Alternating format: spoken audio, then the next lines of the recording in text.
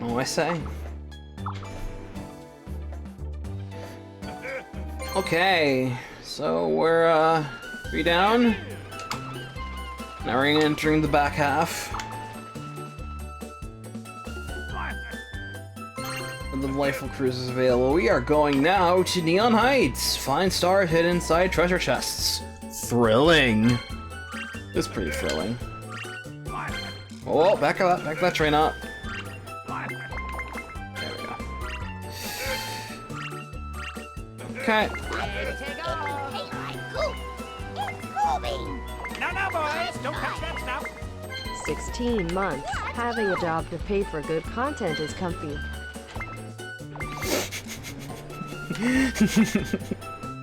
I know. Don't I wish I knew it. Thanks, Joey.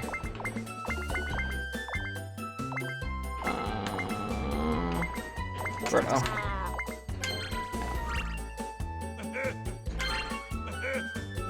Cool.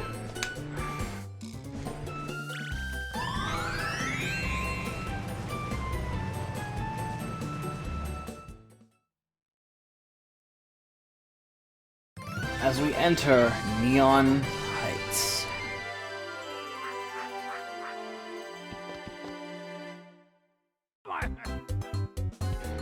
This is the place where dreams are made and broken! It's exactly what I want to hear, Toadsworth. Here you'll find stars inside treasure chests. There are 3 chests scattered on this board, but only one of them has a star. If you pay Koopa Kid 10 coins, he'll open the chest for you. I don't trust that at all. If someone finds a star, move to a new chest, then you must begin the search anew. Do watch out, however, sometimes Bowser will take a star during Bowser time. If that happens, play games on the board and collect coins so you can get it back. Alright. So yeah, that is the name of the game. It is a gamble time for you to find that star. Since there's a lot of gambling involved, there's also a way to make a lot of buck. I'll go into detail in a second.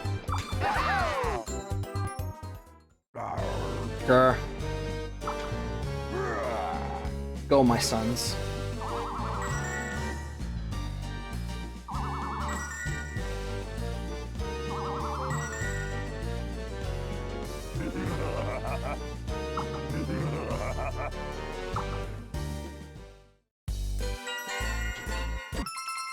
Alright.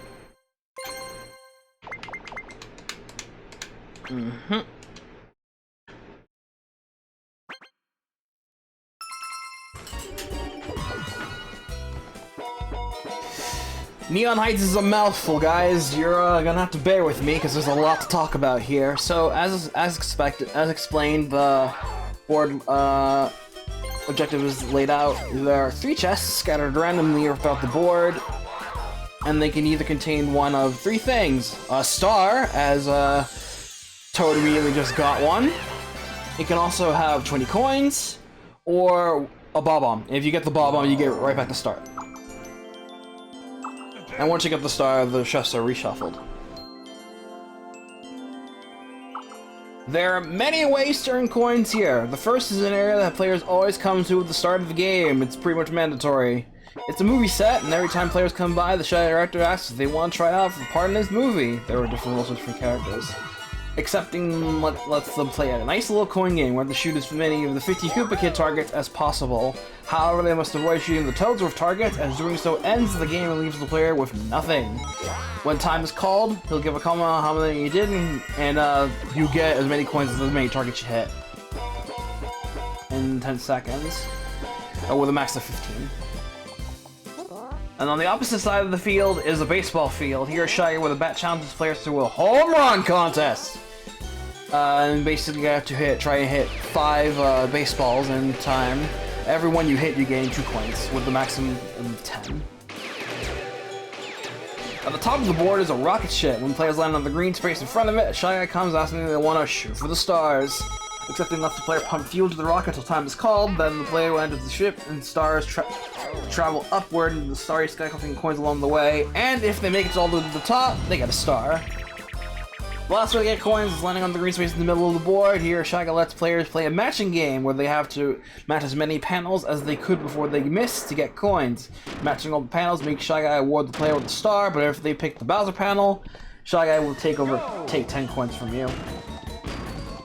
The green space near the Mario statue, and to the right of the elevator above the battlefield, will make a UFO come in, and they'll randomize the chest again. In solo mode, the object of the game is to gain 3 stars first before your opponent does. There are 8 chests to grab on the field, and you have to pay for each chest in turn with incrementing price of 5 coins apiece. During Bowser time, Bowser can do one of 4 things: take a souvenir, steal coins from everyone, and then put them into a chest that contains the 20 coins. Take a star from the player in the first place and put it into the chest that already contains a star. And if you hit that star and you hit that chest, you'll gain 2 stars. Or place a dark star in the chest that has a bomb. If you find that chest, you will lose a star.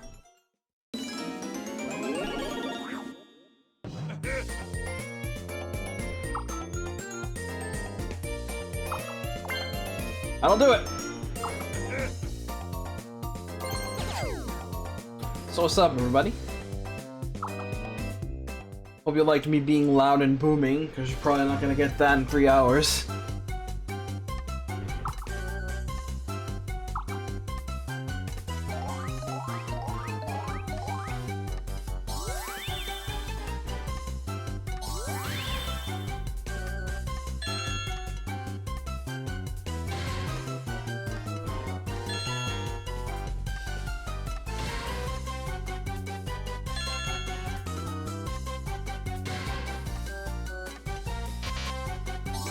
F.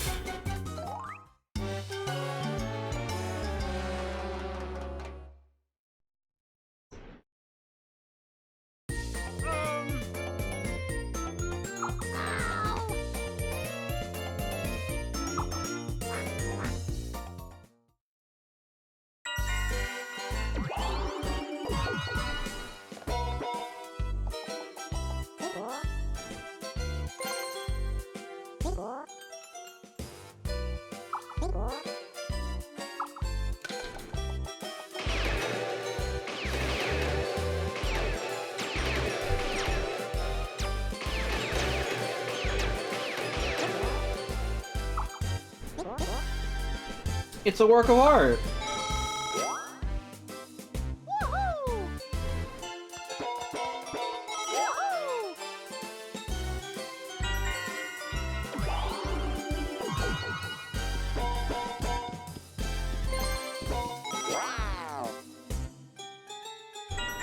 So this recording is happening right on the tail end of the Pokemon direct that happened. 1-1. Early this morning.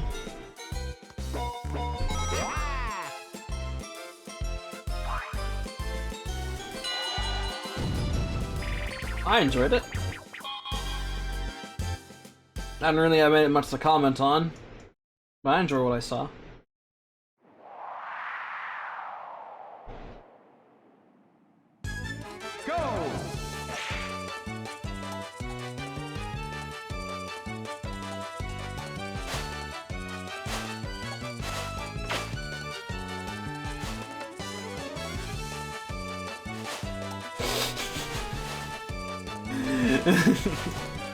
You would say that, Chris.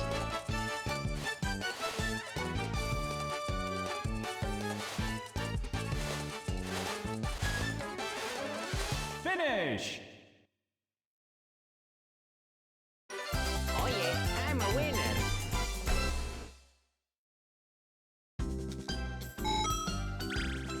So yeah, they decided to stack that Mystery Dungeon remake onto March. Oh March. Oh March. Oh March.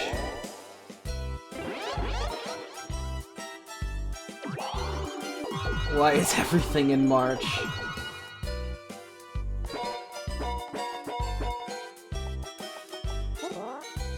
I mean, I'm glad I'm only interested in one game in March, but woe to the person who is not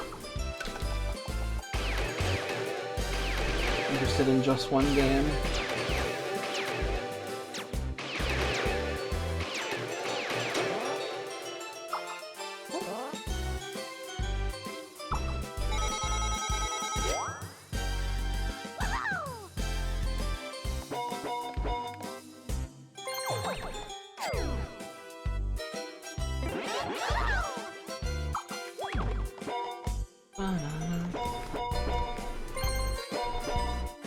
Really enjoy Neon Heights' music, by the way. Very chill. It fits the mood.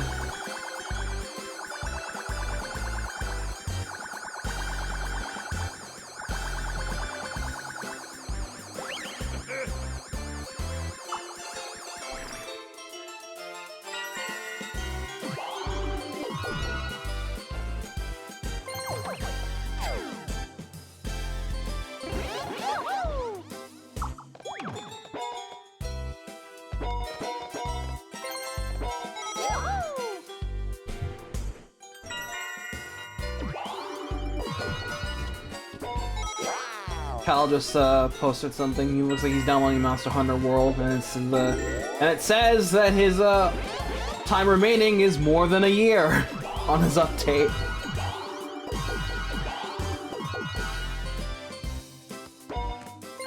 Nice.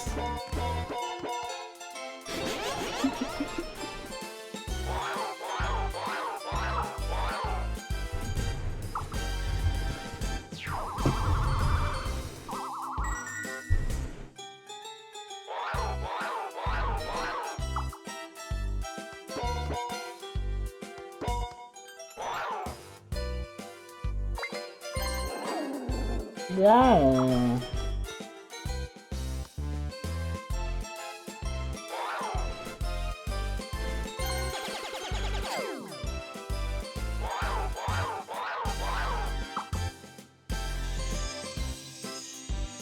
You got a star. Oh yeah, Luigi like it as.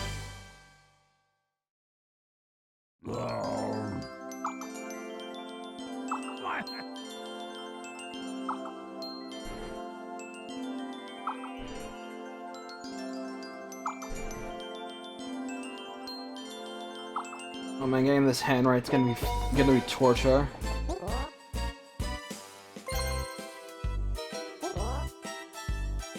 Let's play the baseball game. Let's play the baseball game. Ah. Man, why can't Mario Superstar Baseball have an AI mode?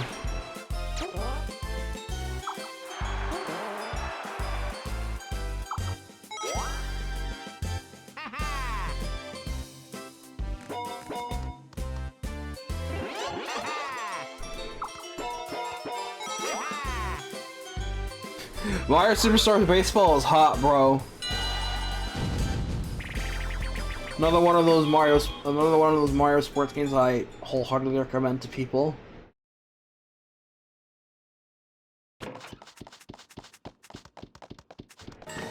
Go!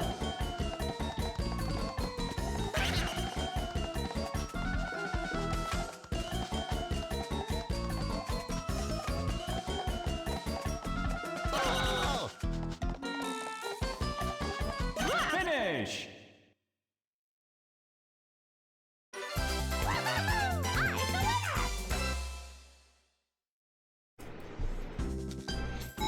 Yes, I did just see the Pokemon Direct. Just a little bit before doing the stream, actually.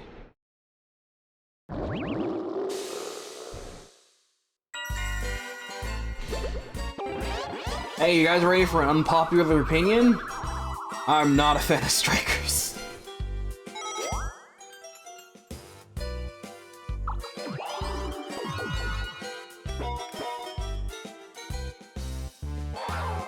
I took a look at it recently to see if I was just being judgmental about the thing, about my opinion, but no! It turns out I'm just not a fan of strikers.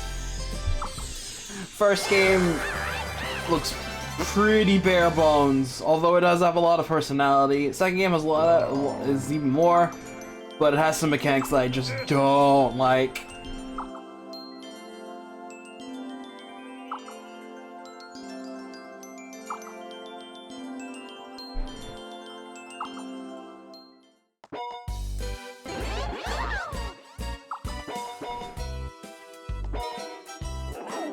Like that, like the Captain Charge shots. Oof.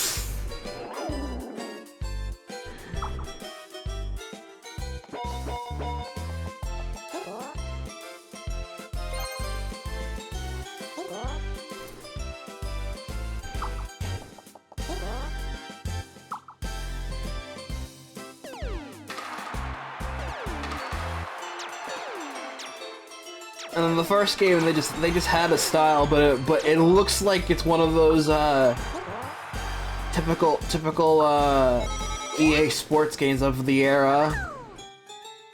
And for a Mario game, that just doesn't look right.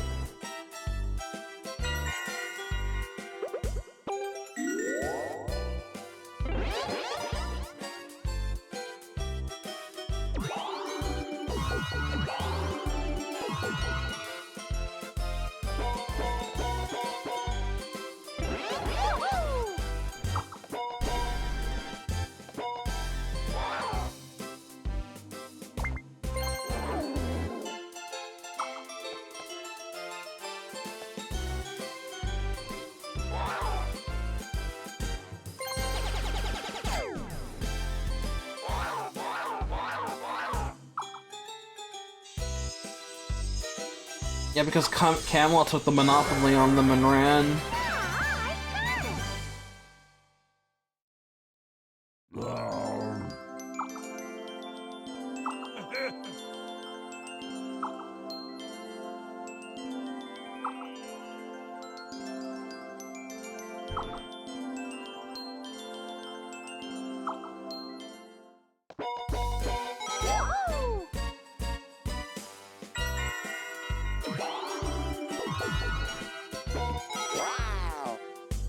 Well, me personally, I'm just glad they continue to acknowledge Mystery Dungeon, because I know it has its ardent fans.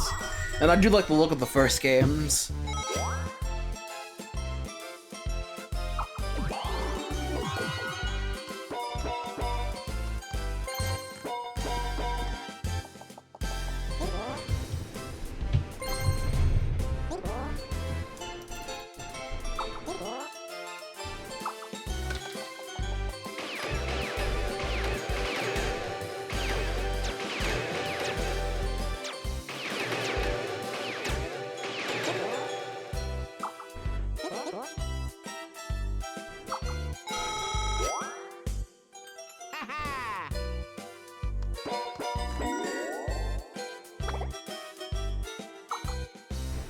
Maybe if this does well, you might see more prettier versions of the later entries or earliers.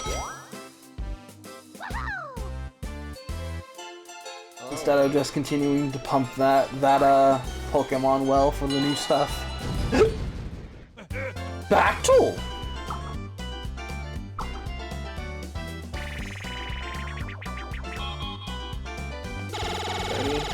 In case you didn't notice, on Dana, I actually drew like 2 faces off screen, just so I can do some practice, but I was bored.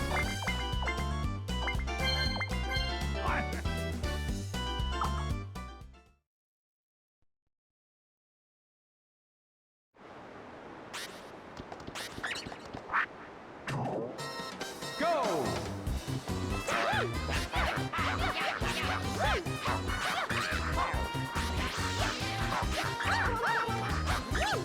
Finish!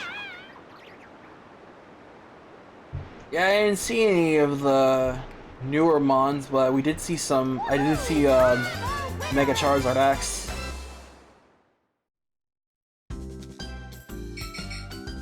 Because of course.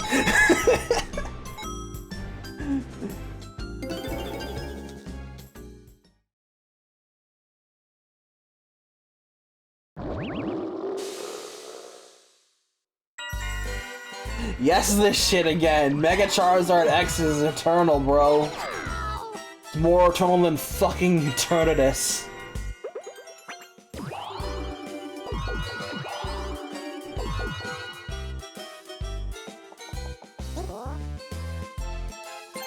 Was there a Lucario? I only saw the Charizard.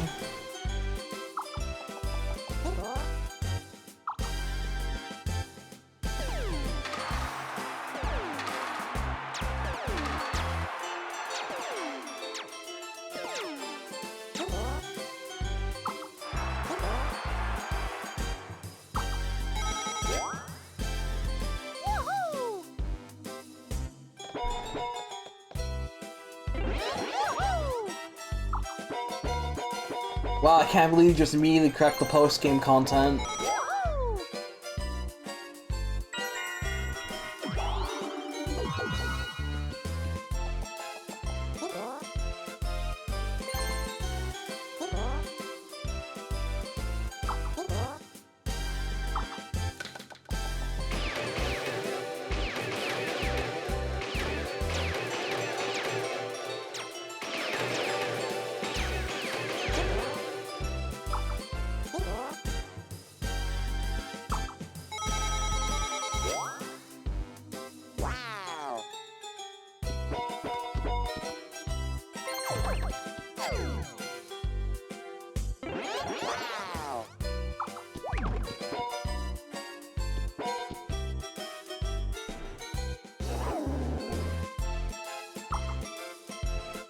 And charity, you know.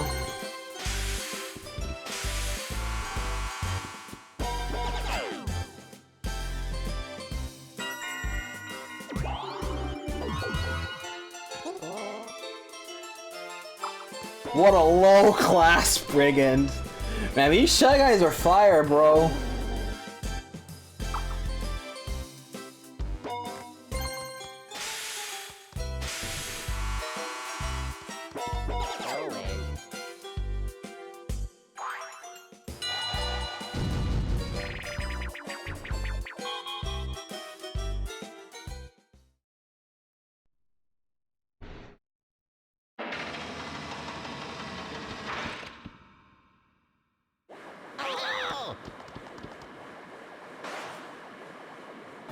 Go!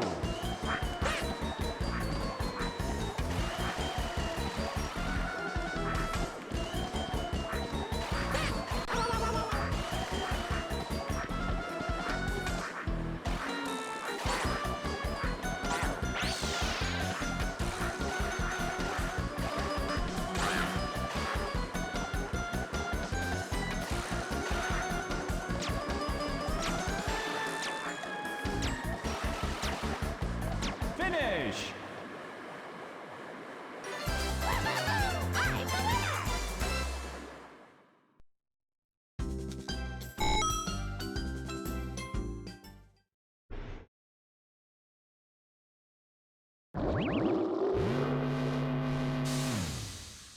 It's Bowser time! While I'm not into Mystery Dungeon, I do hope they actually, like, legit canonize Primal Dialga at some point. Even if it was just a naming thing. Oh shit, it's the Dark Star!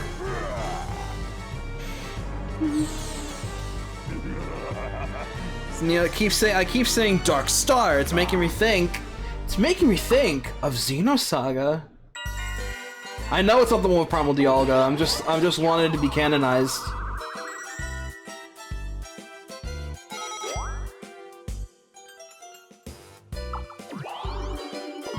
In like an official game. Or if they ever remake the game that does have it.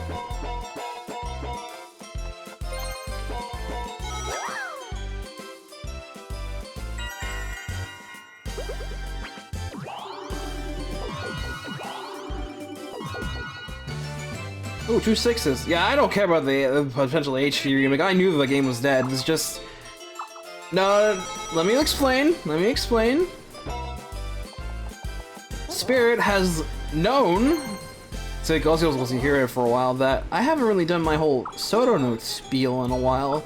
since we were doing SotoNotes during the MK404 recordings, and I haven't really gone into any super in-depth detail about a game in a hot minute. And as time would have, I was, at least a couple weeks ago, I was thinking a little bit about Xenosaga. Just as my brain do.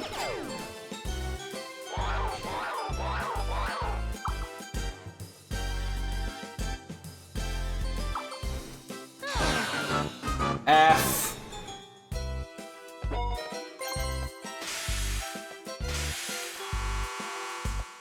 Okay, you got the Dark Star.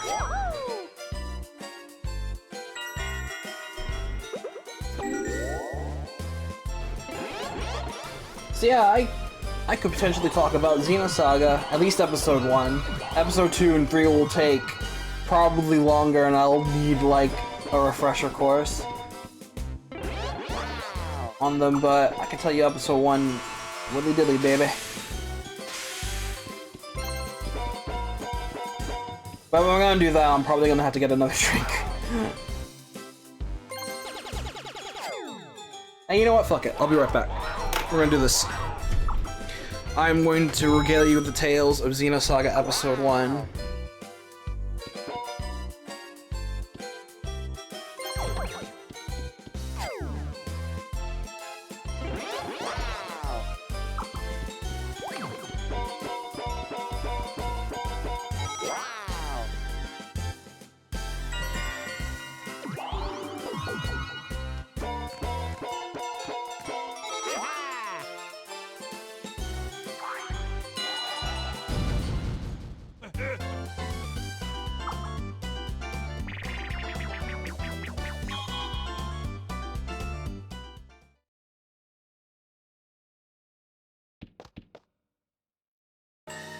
Go!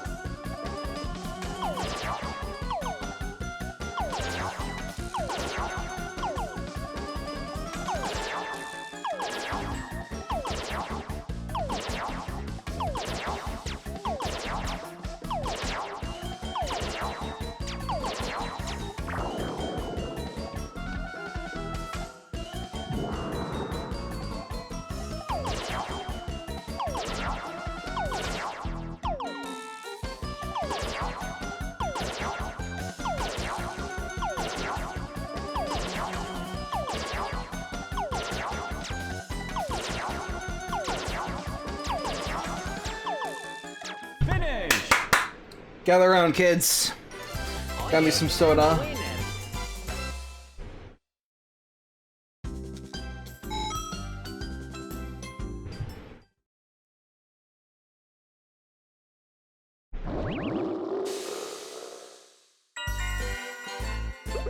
Actually, I'll give some people some time before I start.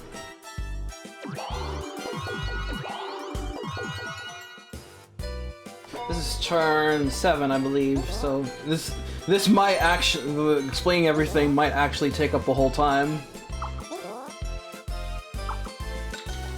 I'll give it a bet.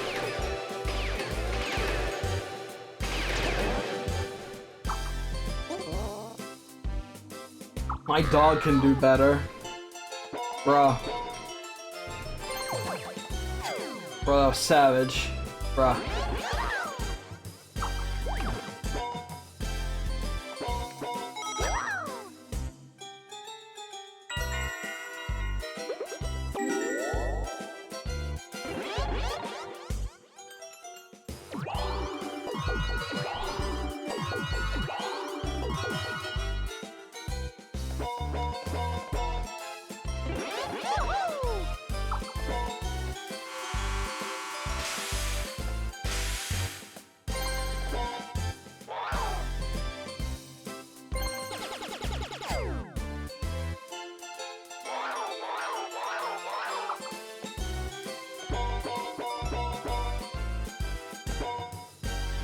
Well, I'll wait until some people come back from their food and before I start talking about Xenosaga. How's that hand go?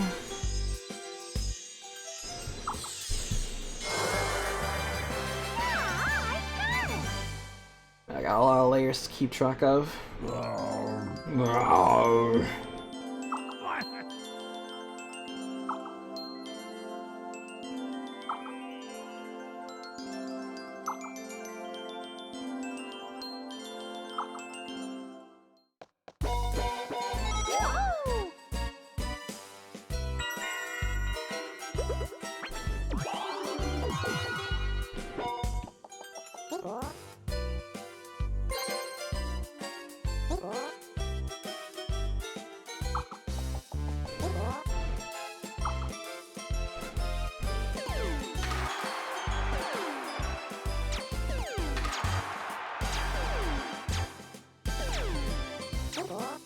Jeez, Birdo.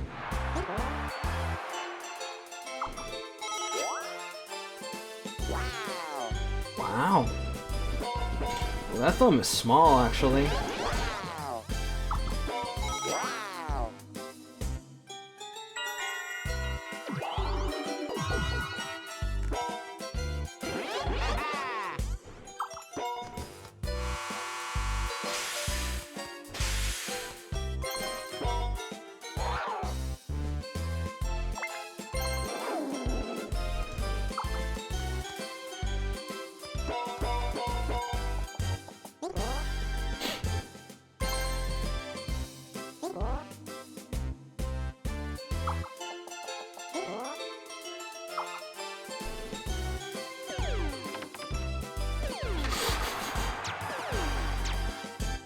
What was that, Luigi? What was that, Luigi?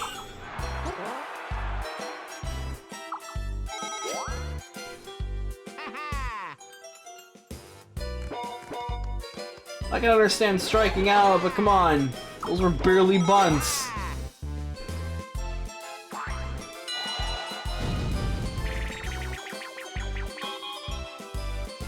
Fun and run?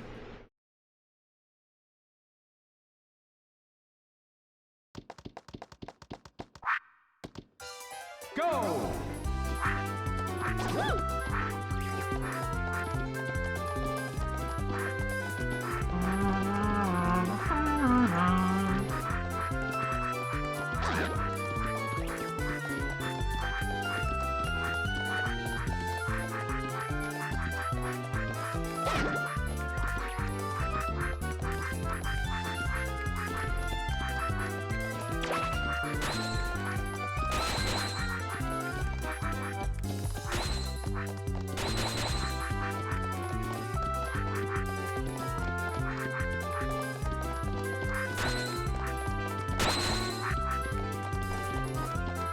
Finish!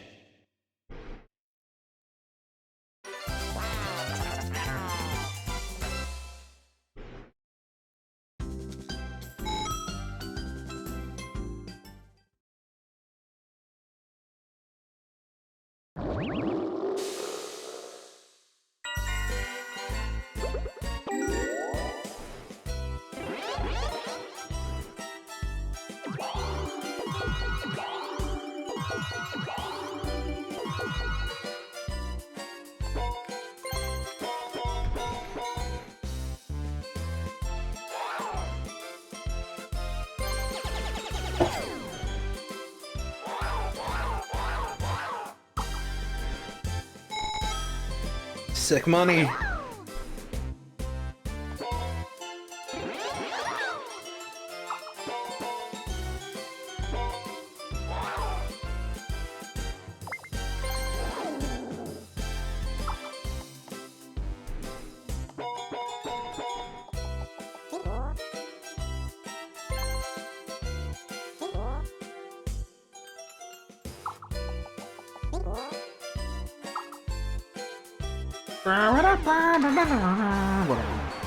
Hey, bro.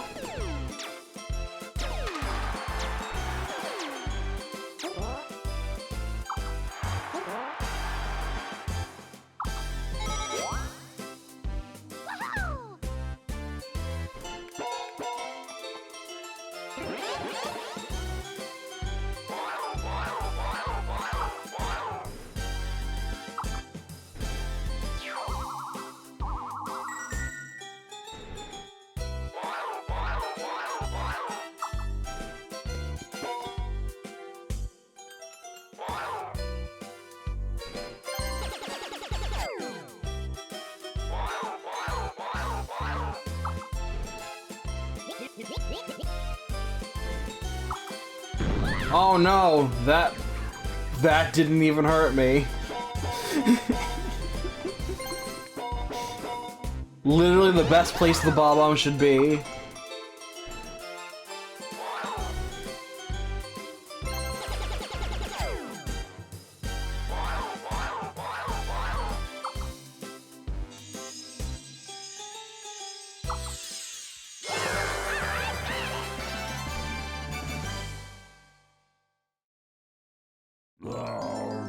No.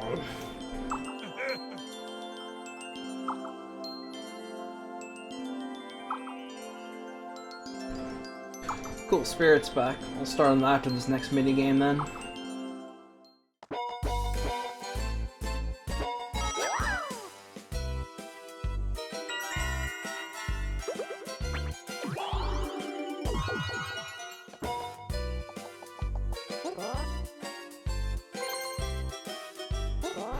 This cup's in the way.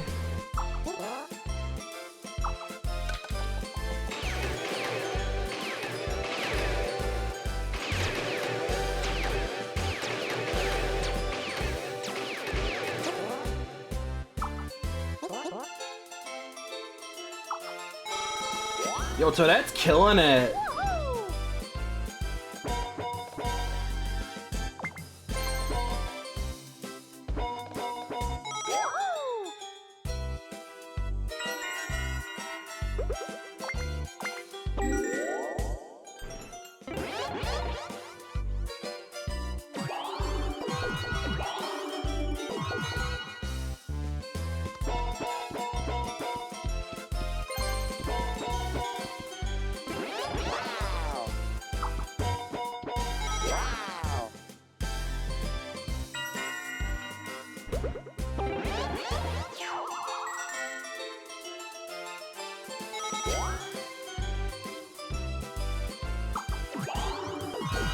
Especially once trying to commit paper toad genocide, never forget the Fuhrer.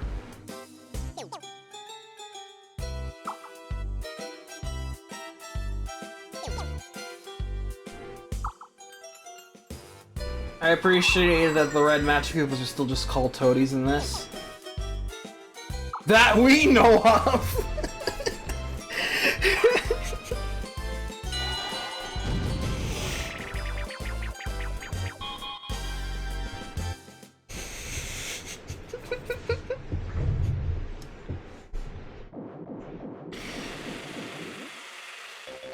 Go!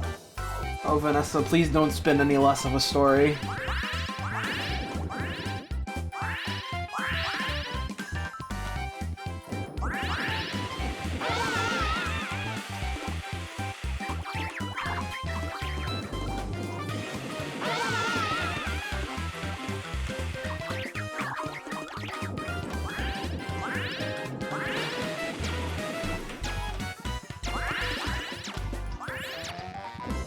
Finish!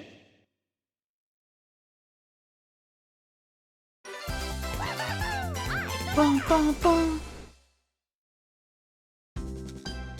8th turn, okay.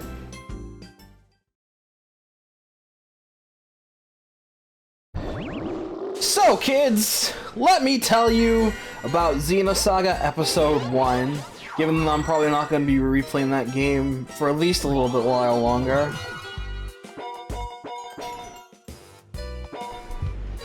Our story begins, as it would, somewhere off the coast of Kenya in the modern year of 20XX, in our good old future, in a good old modern Earth.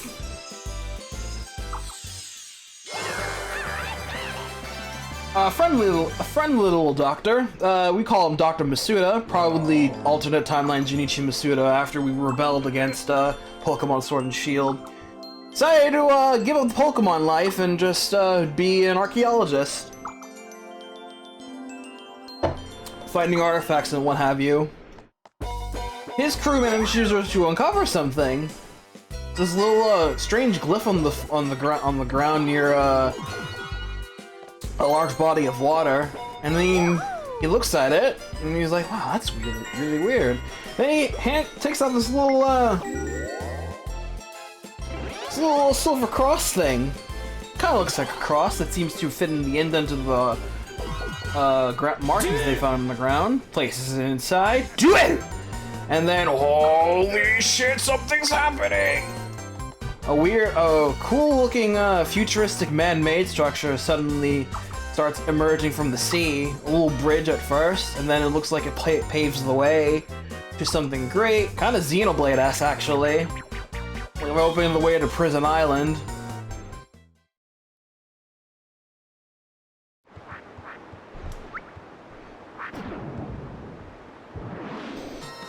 Go! Then, as the structure is emerging from the water, yes, exactly the shape of Pyre's chest plate, in fact.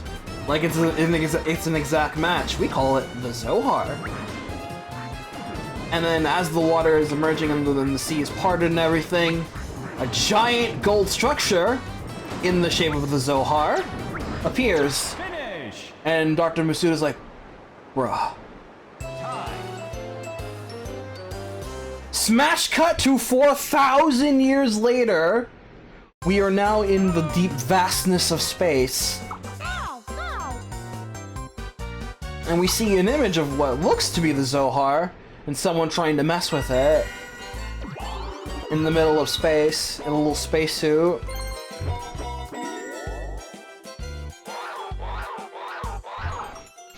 At the same time, we are introduced to our protagonist of this evening, Shion Uzuki, a 22-year-old, very cute, pretty nerdy woman, doing a little thing involving her pet project.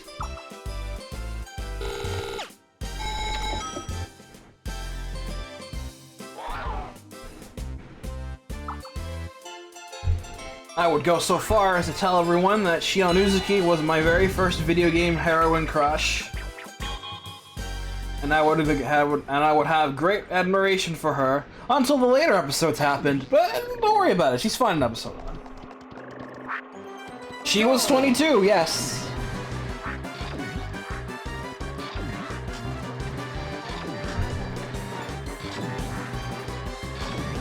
She and a bunch of her other colleagues are currently on board a vector warship called the Woglinde, doing a project known as the Cosmos Project. They are basically creating a human-like android that can be used to fight the Gnosis. Strange alien-like beings that will wreck your shit if you mess with them.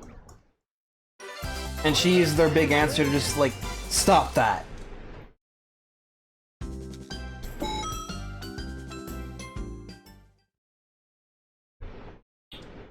So right now, Shion is currently doing a test run to make sure that Cosmos' OS is properly working, since they tried doing this before 2 years ago, and long story short, kind of went south. Shion's boyfriend got murdered. They had to blow off the prototype's head. It was nasty shit. Anyway.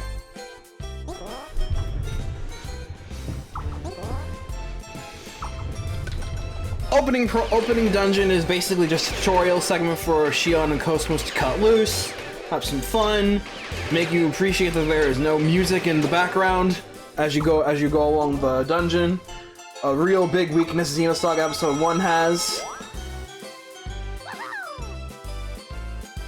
But it's fine, you get to enjoy that dope-ass fucking battle music and the slow, very slow, but equally fun battle system that it has. The tutorial dungeon takes place in a mental reconstruction of what would be a 2000 AD battle site. Like, it's ruined, dilapidated fort of some kind, and they're looking for a red box for Cosmos to destroy as part of her training exercise.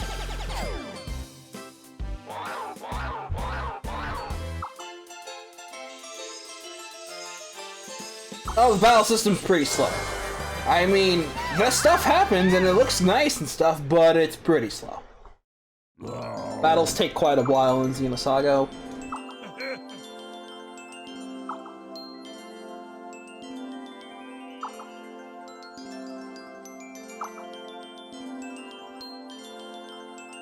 So, long story short, some shenanigans start going wrong in the training simulation, and actually, due to the nature of the simulation, since it takes place basically in Shion's mind, with via the team hooking up to a supercomputer to make it happen. Some parts of her brain are starting to go, uh-oh. She's starting to see things. Shion in the mindscape of her the dungeon. Slow because animations. Damage scaling is actually pretty generous in episode 1, for the most part.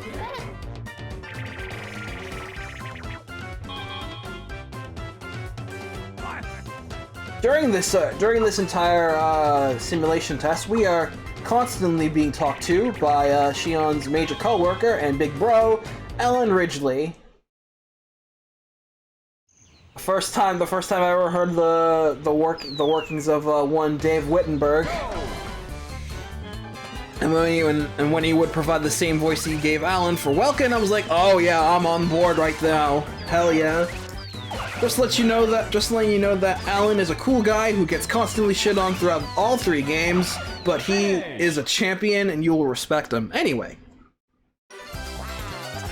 Homeboy's got a major crush on Shion, and with the things going wrong in the simulation, he's worried for her well-being, naturally.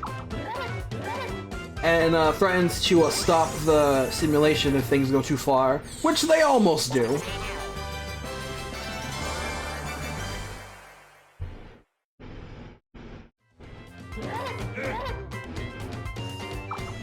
At the very end of the training simulation, Shion happens to notice the image of a young girl with in a white dress and long hair. Kind of looks like Ellie from Xenogears a little bit.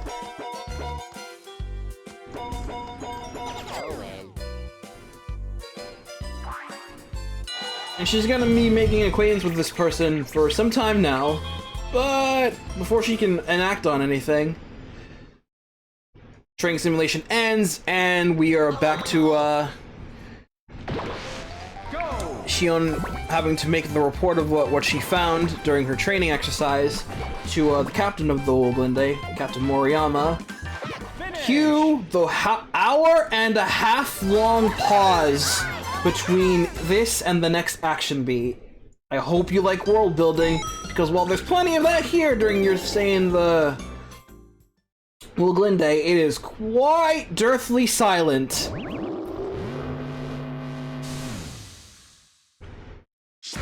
Bowser time!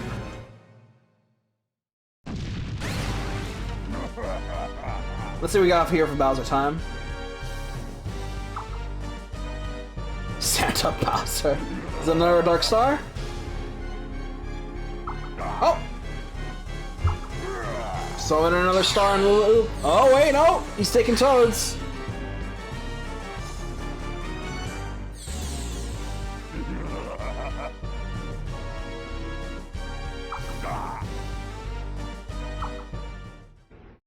There you go. Throw another star into the mix. So as Shion is running around, trying to get to her data onto the ship, we meet a couple of people along the way. She first encounters... what was it? Along the way, she happens to see the Zohar, what is actually a Zohar emulator, stocked in the hangar of the ship. And she tries to, she has a premonition to try to make contact with it, but, it's a little bit dangerous.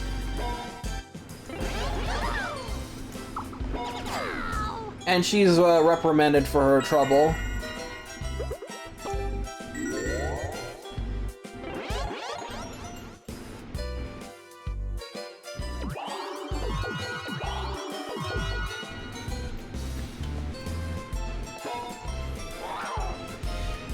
Then she almost makes it to the bridge, but wait, hold up! She has to do a little thing first for one of the scientists on board the sick bay.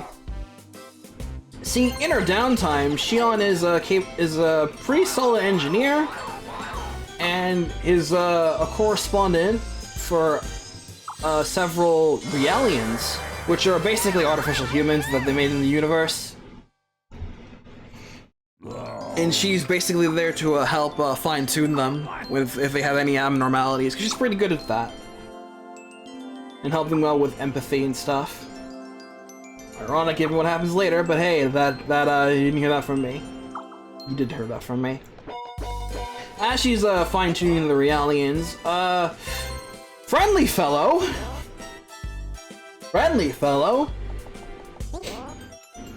named Louis Virgil pops in. He don't like Realians very much.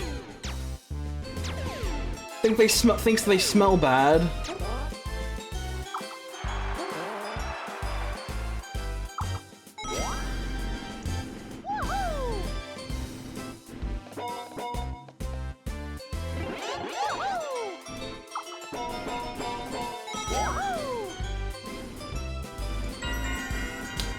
He's feeling a tad motivated.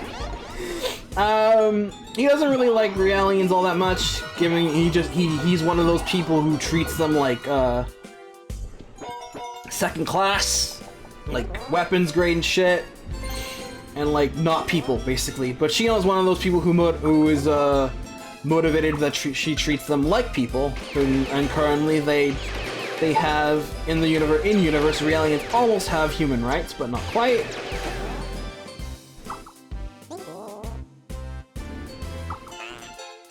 And Virgil just basically tells off Shion, like, you better stop spouting that self-righteous crap, because that's gonna get you in trouble later down the line, kid. Just to let you know. Shion happens to notice him having suffer some withdrawal symptoms of some kind, because he starts spasming.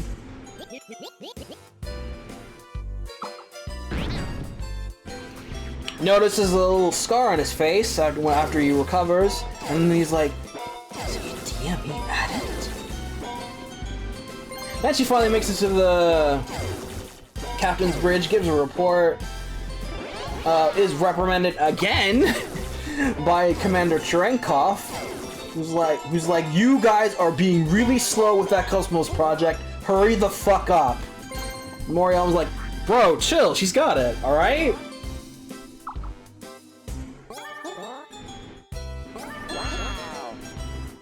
Nice. Nice.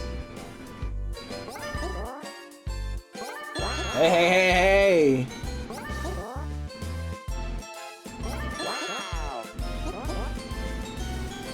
Perfect game da.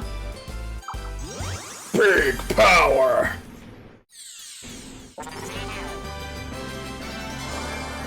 You got a star.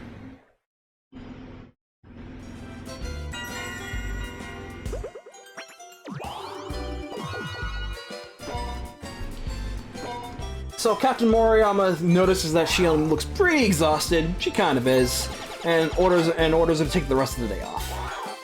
And so Shion retreats to her room,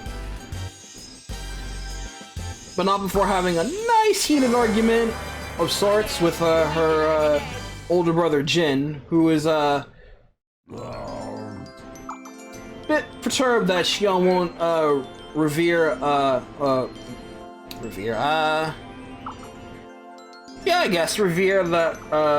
and respect her family's deaths, since their parents have passed away, and Jin was looking to mourn them properly a little bit.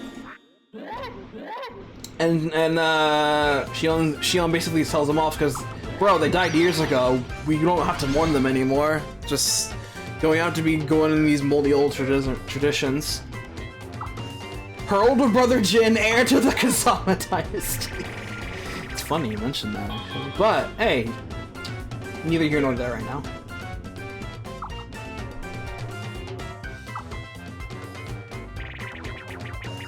After that, Shion hits the hay and was like, long day.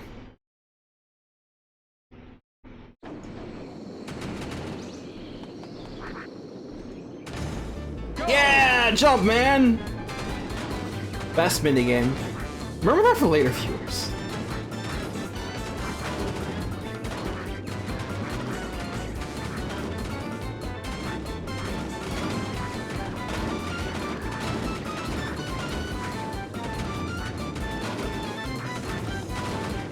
Finish.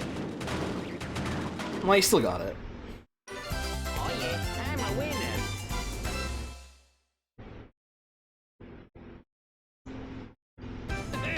So,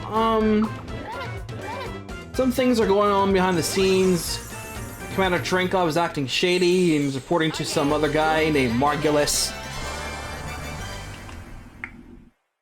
who's concerned about the Zohar emulator currently stored in the hangar, and is ready to go. Hey, get ready to enact our big plan to take that emulator for ourselves. Like, yes, sir. But before that happens, a warning starts bopping over the vicinity. As, surprise, surprise, it's action time, friends! The Gnosis are here! Go. What are the Gnosis, you may ask? Well, do you know about the fiends in Final Fantasy X? That. Like, almost exactly that. If you know the lore about the fiends in FF10, you know what Gnosis are. Only they take the form of more like deformed, grotesque alien things, and are invincible to normal combat measures. They cannot be harmed in the normal plane of reality without some sort of external device, which unfortunately the Glinde lacks. Finish.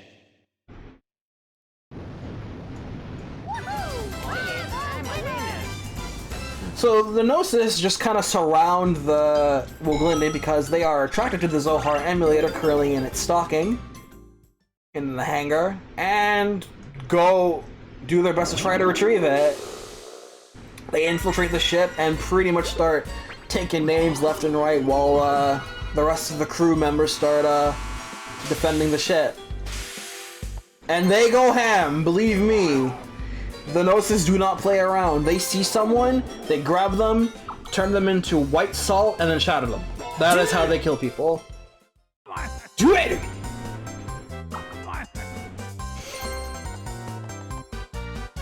They operate on 2 speeds: fast or dead. If you're not fast, you're dead. Basically, Shion is awoken to the Gnosis terror and tries to contact Alan in their block in the ship, but is unable to. Go. Because the ship's emergency channels are being clogged right now, and she doesn't have clearance, so she has to run all the way back herself. Finish. Time.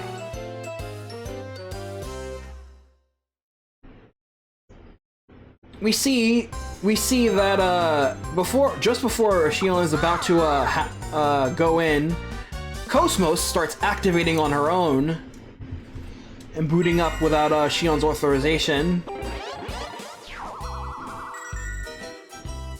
And Shion's like, how's she doing that, bro? We disabled that code with me and Kevin. Fuck. 2 threes. And then, sure enough, Cosmos awakens, and everyone that's currently on the project that's in the room with her is notably, visibly freaked the fuck out, because we also see what happened with the prototype. Just a brief snippet of it, on how she had killed Shion's boyfriend Kevin at the time, who was the project lead.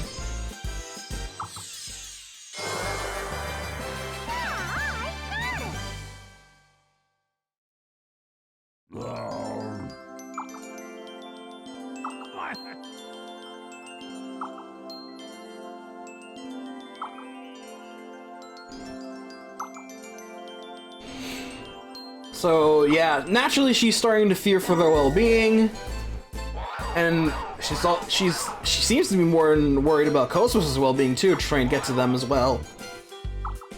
So you have to play a little escape segment while trying to get back to them on the ship. While some Gnosis are running rampant, you have to try avoiding them as much as possible. If you get caught in a battle with a Gnosis that is currently running around, you die. Instantly. Like, you get thrown into a battle and you are forbidden from escaping. If they hit you for quad 9 damage, you die instantly, and you have to start again.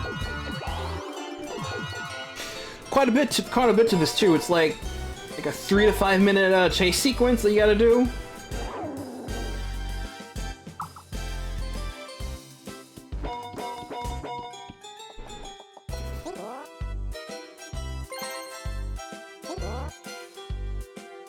Yeah, believe me, it tripped me up several times when I was but a newbie playing Xenosaga, especially knowing that you can't escape from the battle if you do it. When you'd be just fine.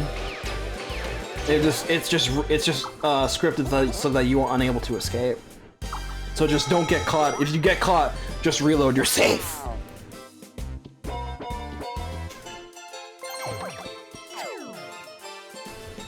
So as she's running, Virgil and a bunch of his crewmen and a bunch of combat realians are gearing up to try and fight the Gnosis by boarding their mobile suits, ACE, short for Anti-Gnosis Weapon System. They kind of look more like arm slaves, I guess, from Fullmetal Panic than anything. But they're like really tiny.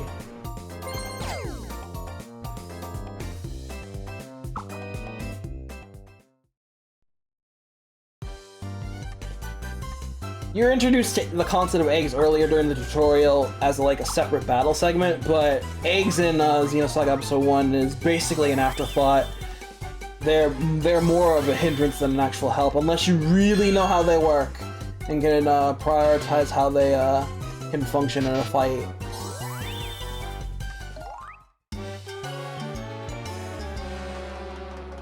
Oh yeah, this is a circle to a confirmed game. The first one I've ever played, actually, of that era. I was like, well, that's weird. I wonder why that is.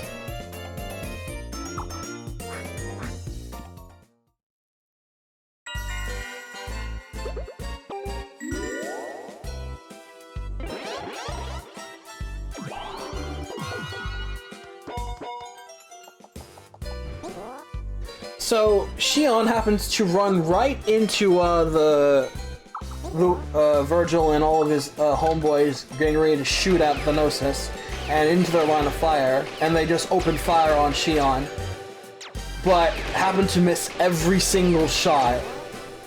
Shion, naturally, is very upset at being shot upon, and Virgil's like, what the fuck? What the hell are you doing? We are on DEFCON 1. Get the hell out of here. And she's like, I have to go see Cosmos. And Virgil's like, what the fuck is a Cosmos? Then a Gnosis starts appearing and basically just bodies two of the eggs immediately.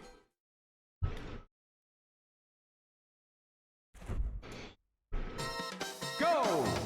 While they all open fire, one of the combat realians manages to rescue Shion from being attacked from a Gnosis as well, and basically say, "Hey, don't worry about us. We're gonna be fine. You need to escape the ship right now." While Shion is concerned for the well-being, of course, naturally, knowing full well that they're probably going to die.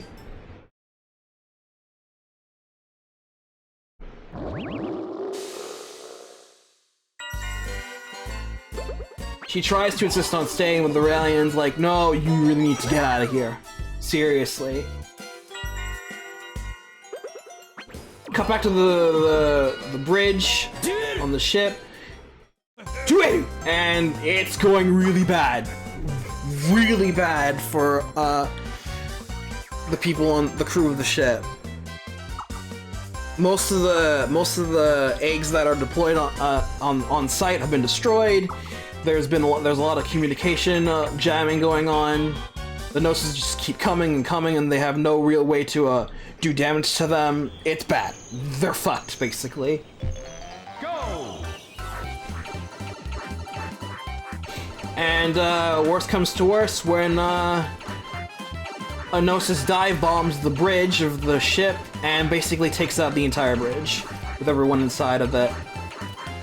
So rip Captain Moriyama, I guess. Meanwhile, the Realians are still going at it against the Gnosis that are still there and not doing a great job. One of them fires a basically just cast flare on the vicinity. And it's described in universe as something that releases a giant vacuum of heat that would have incinerated Shion instantly because she wasn't wearing any protection on her, but it's fine because she is a protagonist.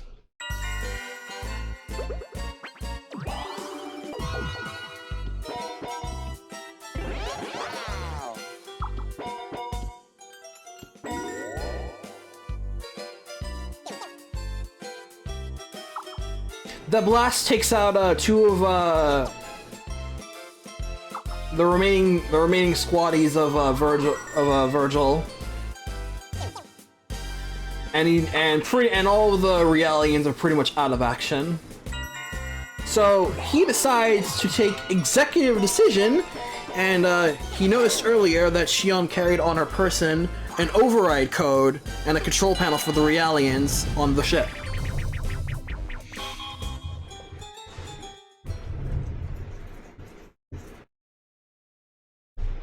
So he takes the control from Shion and puts the command code to override the Realians and basically has them self-destruct on the Gnosis. To no avail because it does jack fucking shit. Son of a bitch! So why is there a control panel for the sentient robot humans? They actually answer that. It's company protocol.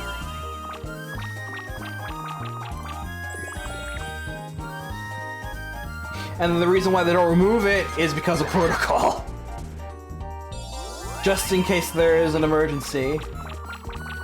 Only certain people are allowed to know the code's existence, and he just happened to know about it. Finish! Anyway, the Realians blow up. It does nothing to the Gnosis. Virgil is ejected from his eggs, and he's not looking great. And Shion is cornered to a wall against a nice little golem who grabs her neck and gives her a nice whitening.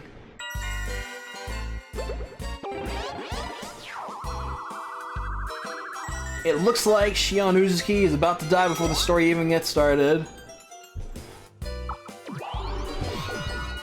Shion begins to see her life flash before her eyes. Things don't look great. And she once again sees that little girl from before.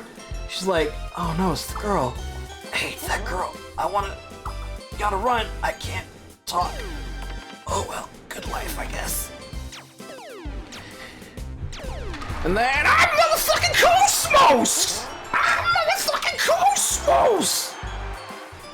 Cosmos, fully active, runs around, shoots the golem that almost killed Shion, and begins trying to fight them. But her attacks are doing nothing. Wow. So then Cosmos is like, oh fuck this, and activates the Hilbert Effector! Okay. Cosmos is installed with an apparatus called the Hilbert Effect, which allows the Gnosis to cross dimensions, as it were, because the Gnosis basically operate on a different plane of existence, and the Hilbert Effect essentially translates that plane of existence to the real plane of existence.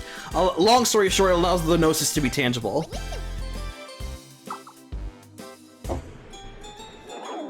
And once that happens, the Gnosis are vulnerable, and Cosmos goes all the fuck in. She starts blasting them left, right, and center.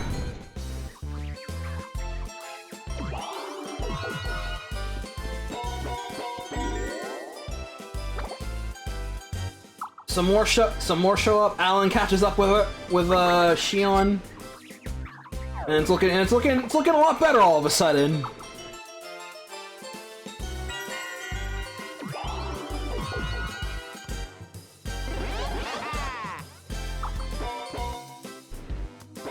So, Cosmos instructs Shion to get to the hangar to get a life pod and get the heck out of there, and then you have your first boss fight against a Gnosis that took control of one of the eggs units.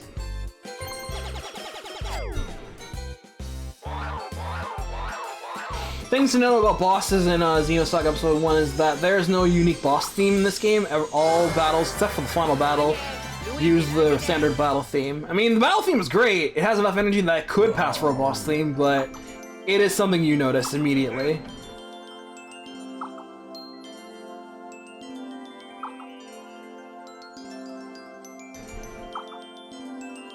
Anyway, they managed to get to the hangar in time to escape, but not before some more Gnosis decide to be annoying. Virgil is trying to shoot them, and Cosmos, like, oh shit, notices that one is in the line of fire of Shion. So she whips out her huge ass Gatling gun, and even though Virgil is in Cosmos' line of fire to the Gnosis, fires anyway, and manages to take out both the Gnosis, but kills Virgil as well.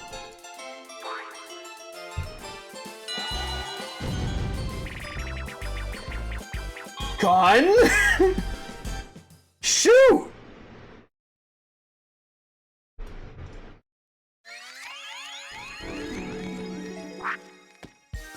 Go!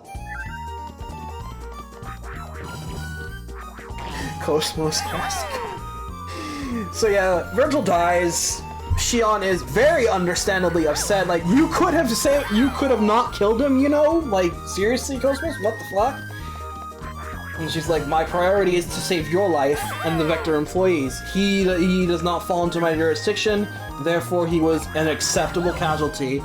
And Shion's like, I did not program you like that. Why are you thinking this way? Oh yeah, I'm a winner. With our neutral special, Cosmos wields a gun. They fight a couple more Gnosis for the road before they manage to get into the escape pod. And basically just drift for a little while. Well, Cherenkov managed to actually escape with the Zohar emulator.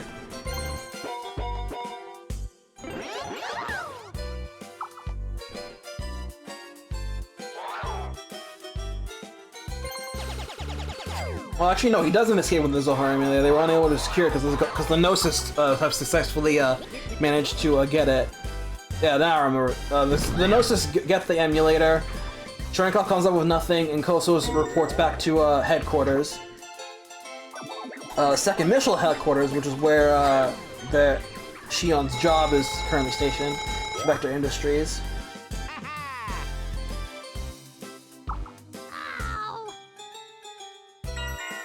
And gets new orders to pursue the Zohar emulator.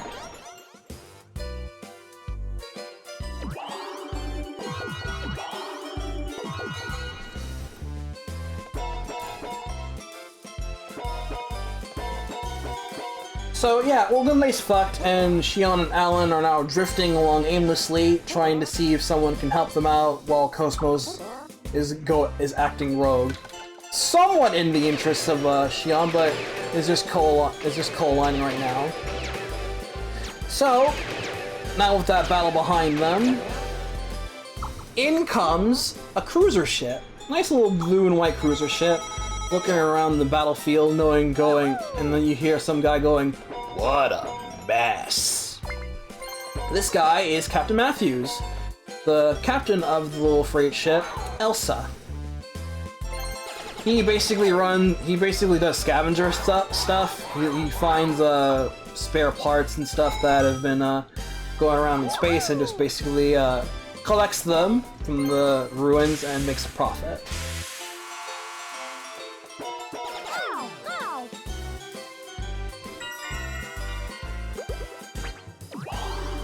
He's assisted by two cronies who are cool. Like, the entire Elsa crew is great, but you got Tony, the very handsome pilot of the Elsa, and Hammer, the big dumb geek nerd.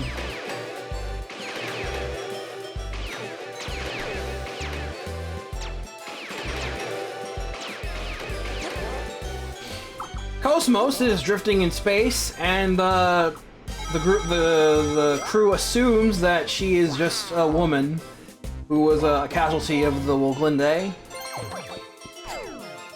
Then Cosmos just gets on the ship, feigning that she is a corpse at first, but then she's like, oh, she wakes up, like, hey, guys on the ship, I need your assistance. I need to get to Second Mill as fast as possible. Please get me there. And Matthews is like, the fuck? How are you talking? I'm an android. Oh, well, we don't have any business with you. Please go away. And Cosmos is like, I will take executive actions if you do not comply with my orders. I will destroy your engine and then take over the ship if I have to. Which he almost does by threatening to, by cracking the windshield of the Elsa a little bit. Go ahead, give it a try. The Elsa's forward window can withstand direct hits from debris as big as 6 millimeters. Go! Punch from a girlie like you wouldn't even dent. One more strike and this window will shatter. Oh man, these are long ass notes. I've just barely got through the opening section of the game.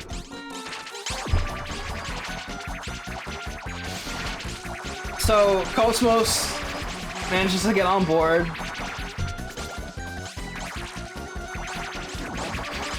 And super coincidentally, luckily, the Elsa happens to find the escape pod that Shion and Alan are currently in.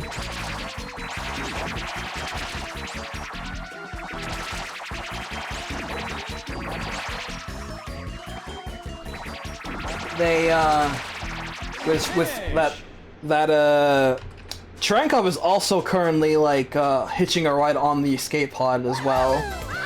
Xenosage. That's a good one. I like that name, actually. Xenosage.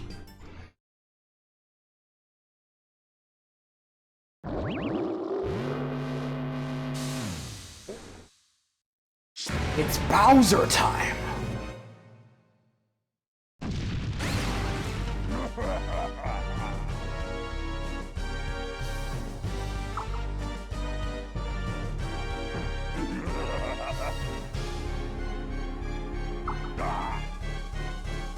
Okay, rob from the poor of the rich again? Yep.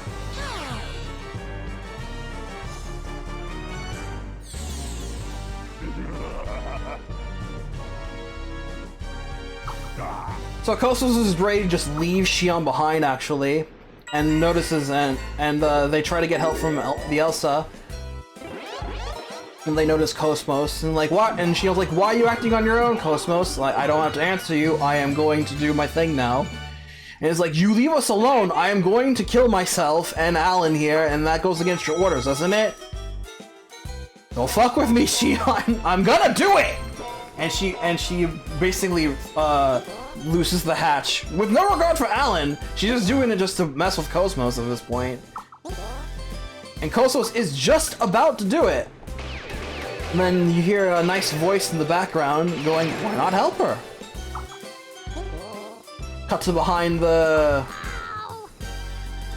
door of the entrance to the bridge, and you might see this nice looking tan dude who's got some questionable choice of clothing and a bulge, but otherwise he's a very, very, very chill guy. Very chill. This is Chaos. And that's with a lowercase c, friends. You better note that nomenclature.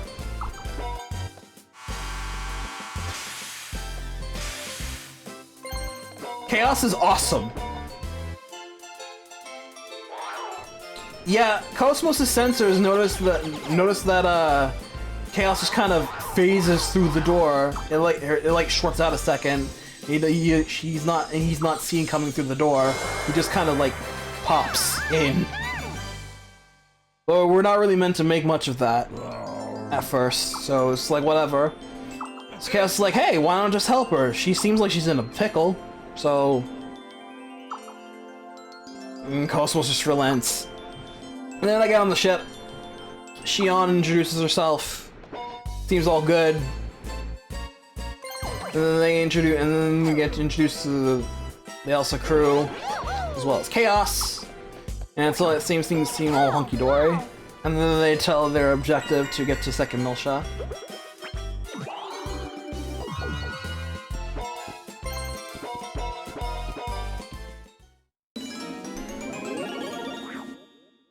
Though Shion also has to go get new orders from headquarters as well, so she gets on that too. Meanwhile, Cherenkov asks to be dropped off at a certain point in time, a little bit closer. Well, it's on the way to second Milsha. And he's like, yeah, sure, we can do that. And then Shion is just musing to herself, like, why is Kostos acting like this way? It's so weird. Then Osa shows up out of nowhere and it's like, oh, it's time to go fucking wreck this ship. He manages to get into the bridge. Cherenkov's like, son of a bitch! Starts shooting with a gun, and nothing happens. So it's like, oh fuck, oh shit. It grabs Cherenkov, is like, ah no, here we go again. Chaos like, nah, I got it. I got it. And he's about to grab Chaos as well, and he's like, time stop! Chaos just puts his hand in the air, and the Gnosis freezes in place. And then, boop, nice little touch of the Gnosis, and BAM! And the dirt is gone. He just erases the Gnosis from existence.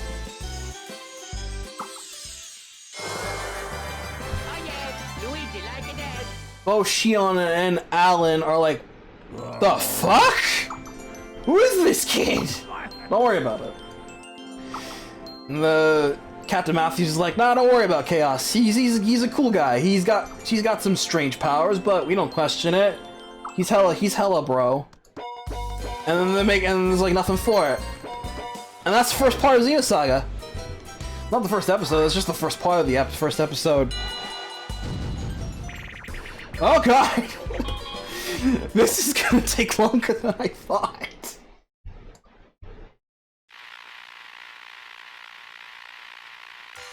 Go!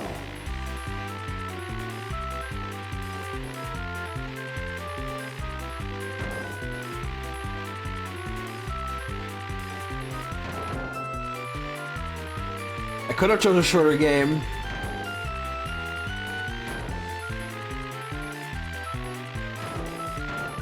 What I described was essentially the first 4 hours of the game. Finish.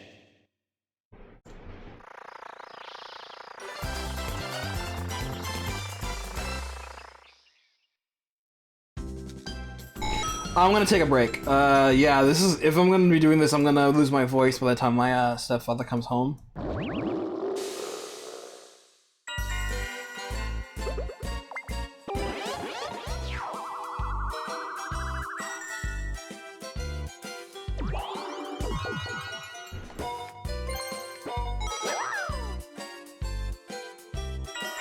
There's a reason why this game has a heavy cutscene to story gameplay ratio that rivaled Metal Gear Solid at the time. Like they aren't wrong. I'm letting you know, they are not wrong. Do it.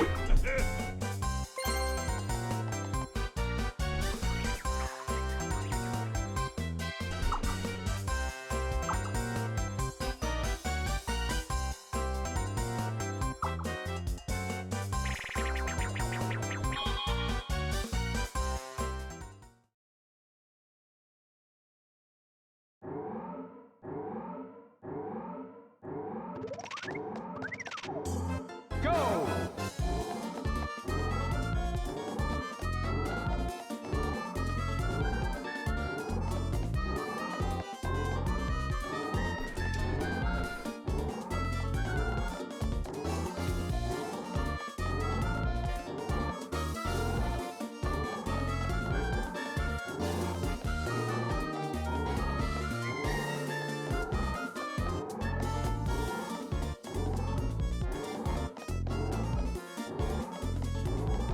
Finish!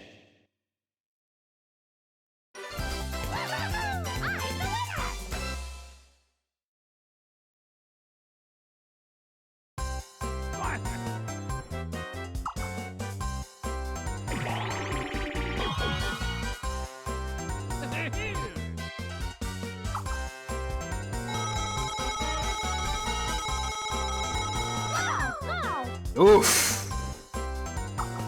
Maximum rich. Even though Toda is currently swimming in stars right now.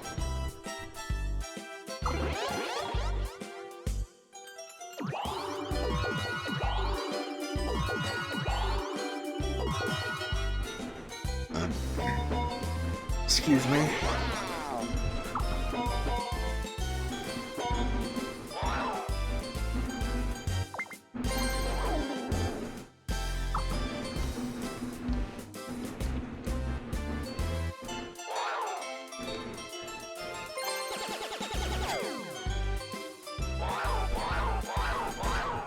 I gotta try to make this hand right.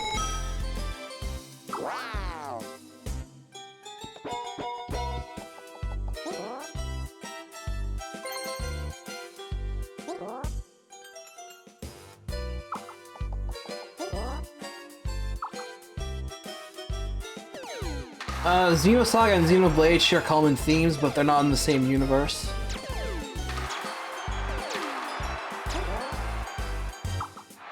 As far as we know, anyway.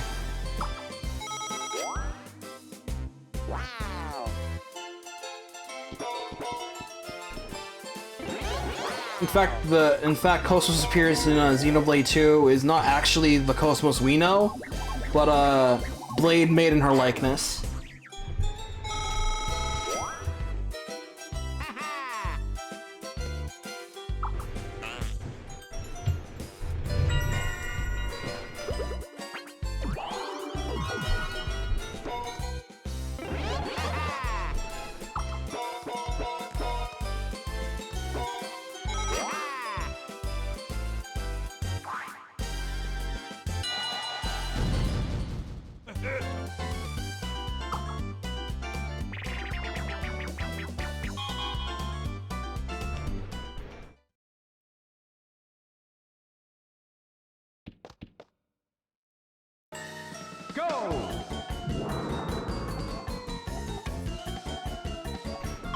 Like its time frame? I don't remember actually.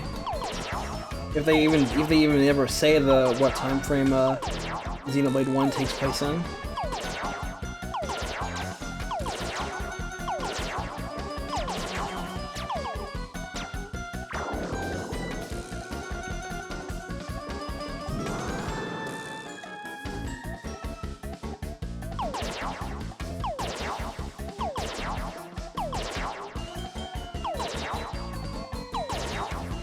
The time frames? Yeah, oof.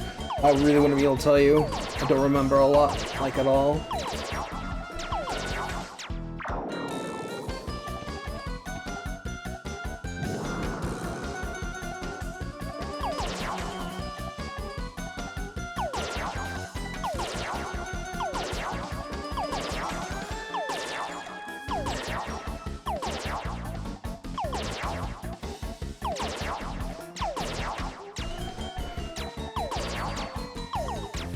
Could be, but they haven't outright confirmed it or denied anything yet, so shifty eyes.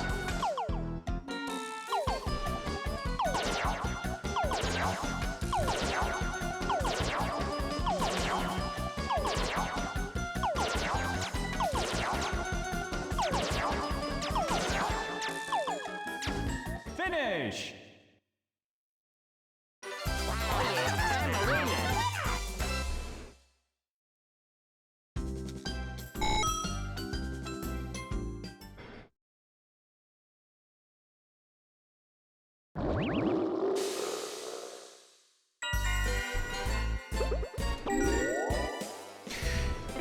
So, meanwhile, thousands of miles away, we see that, Trenkov's boss, Margulis, is wondering where the hell he is, and is ready to move on with the next part of the plan because he hasn't responded yet, as they are running around as a front in a special, sort of terrorist organization called the UTIC organization. That went underground for some years, but is now starting to re-emerge again. And then we cut to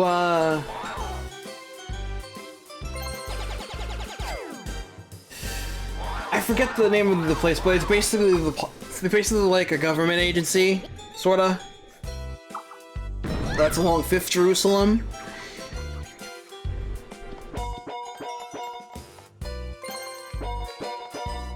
It's kind of a thing hovering over space.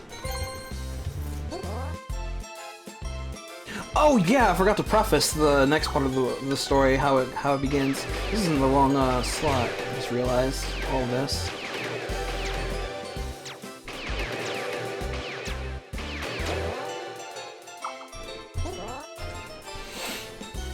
Before we see the Margulis talk, we see a planet just disappear.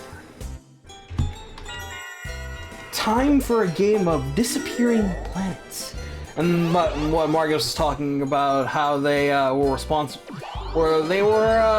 pretty much responsible for said planet's disappearance. The planet Ariadne, which had about a billion inhabitants on it.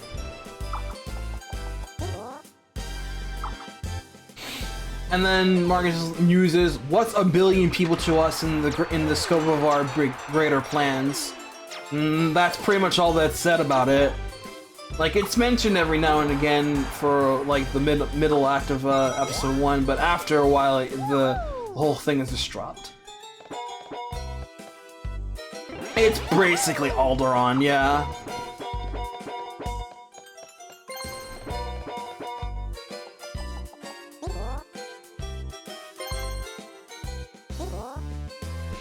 The Woglinde was actually set out to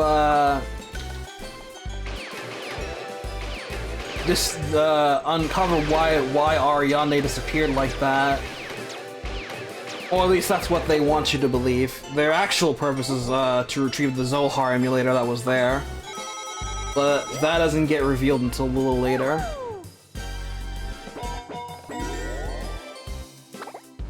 You know what? I'm actually gonna look this up, and this next location should be where's that video that I had for it? Yeah, it was here. I'm just gonna mute this.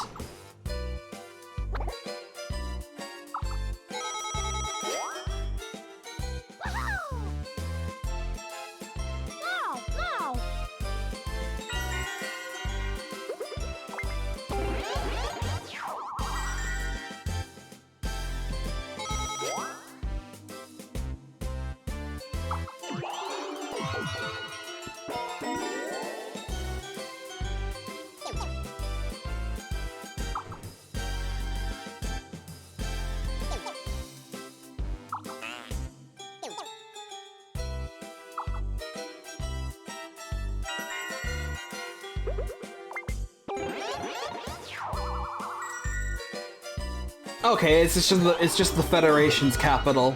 That's on the orbital tower that's hovering above 5th Jerusalem. Donkey Kong. So we see that the SOCE, a subcommittee of sorts, is gearing up for a mission, and they are hiring Cyborg to go infiltrate a ship, not a ship, base of operations on a little asteroid called Pleroma. Cyborg's name happens to be Ziggurat 8.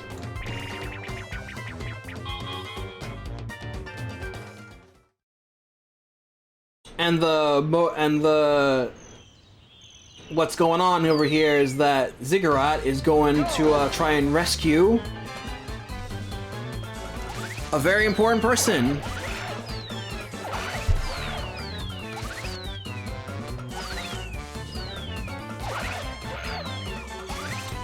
They are trying to he is trying to rescue a special Realian, who is a prototype for the 100 series, which are a bunch of Realians that are pre-equipped with the Hilbert effect, and meant to combat the Gnosis as well.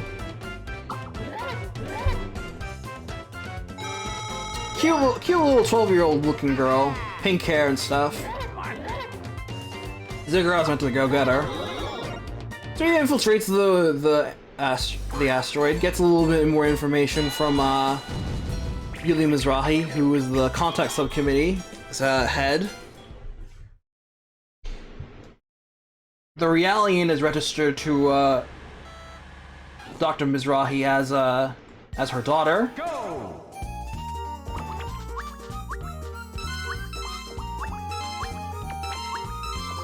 And the reason why the Utic have her is because the Realian has some very interesting secrets locked away inside of her, planted there by her father, and they want it.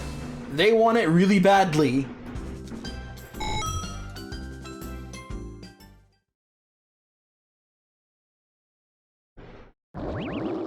Ziggy manages to rescue the Realian, whose name is Momo, and she is the sweetest kid ever.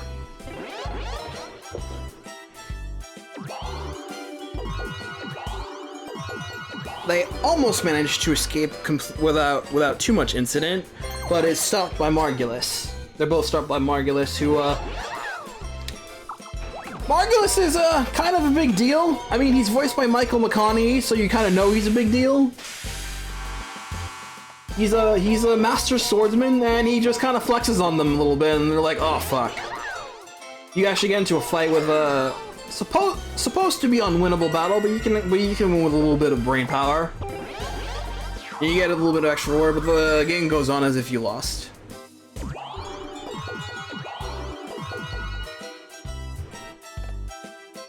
But they managed to escape his wrath just in time.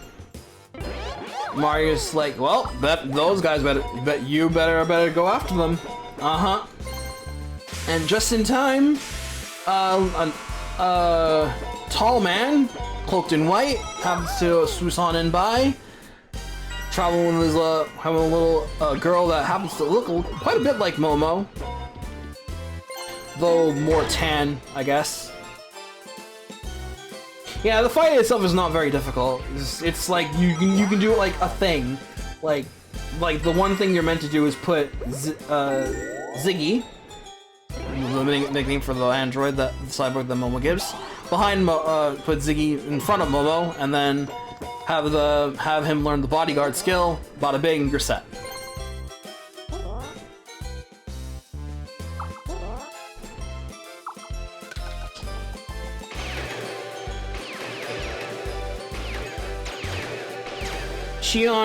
Meanwhile, it cuts back to Shion, who's getting nice and comfy while traveling with the Elsa, getting acquainted with all the people there, and then she gets her new orders. And then, she complains to the director that Kosa's acting out of her own, and we need to do something about this. But the director's like, it's out of our hands. We don't really have anything to do about it. Though Shion complains a little bit more. And it's just like, fine, I'll put in a word for you. Just try not to do anything crazy, alright? I don't want what happened 2 years ago to happen again. We also get to see Miyuki Itsumi, aka Best Girl in episode 3. Who's Shion's partner, one of her good friends.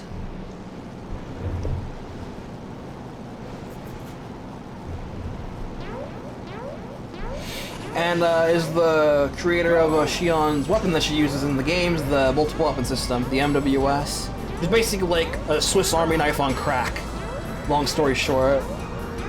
She's also responsible for making several of Cosmos' weapons, including the very powerful F-Scythe, which is one of her strongest weapons in episode 1.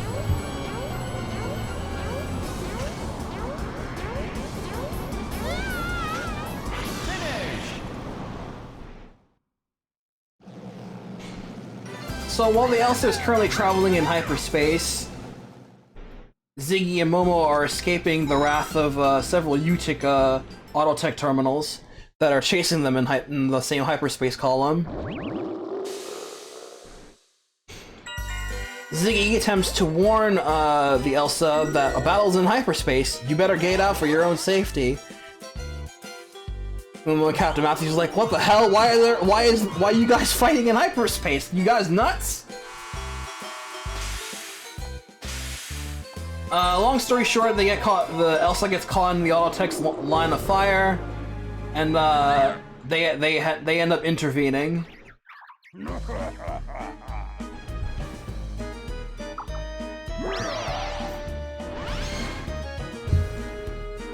The Autotech terminals get on board the Elsa, along with Ziggy and Momo.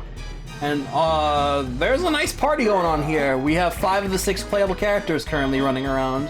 Shion, Cosmos, Chaos, Ziggy, and Momo, and it's quite a cool team right now. And you get to fight the Domo Carrier, which is one heck of a wake-up call, boss, I'll tell you that. That guy is the first boss that'll make you really have to understand the game's battle system well.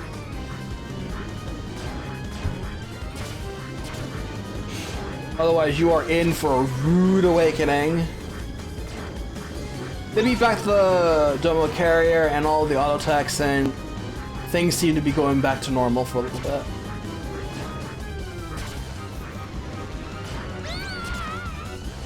Then, smash cut to middle of space again, in the remnants of where the little crash site of the little Glinde, still in space. We hear some kid quoting the Wizard of Oz. It was very dark, and the wind howled horribly around her. She felt as if she were being rocked as gently he's like a currently baby in his a cradle. eggs, just looking for through the wreckage. And he's like, "Read some books for you, Mary. It's good for you." This smarmy, styling kid is Guinan Jr., another one of my favorite characters. Smart mouth 12-year-old kid with some gunslinging skills, and he is big bro. He's styled after Bart Fatima from Xenogears, and is about as cool as far as I can gather from Bart. Or Billy, that's the one. I think he's fight like Bart, that's the thing.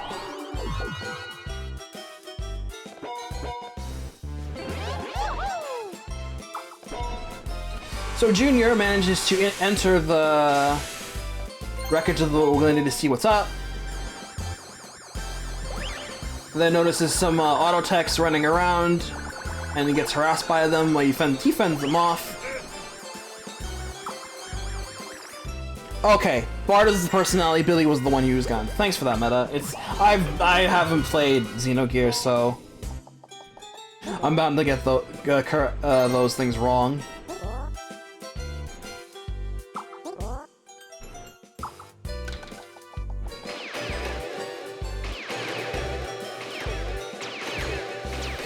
Anyway, Junior is cool. He's really great. He, Shion, and Chaos comprise of my party in episode 1.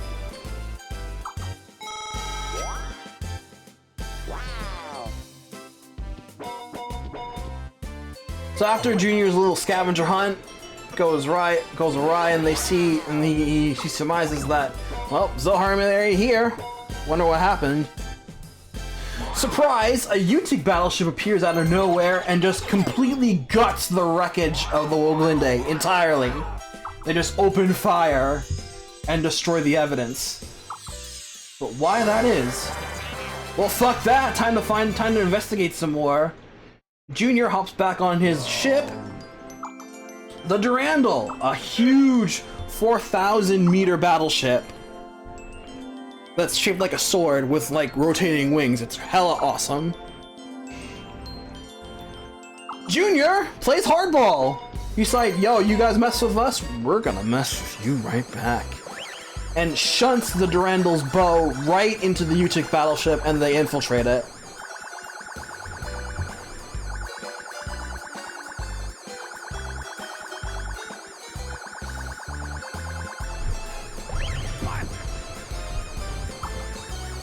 Let you know right now, Junior does not play around.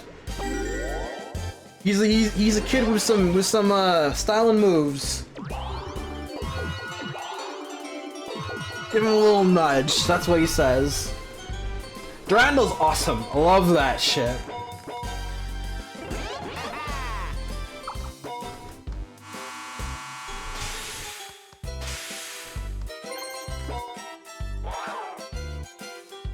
So Junior brings along Mary, one of his little lady friends, and a generic soldier who both fight in eggs units while Junior fights on foot.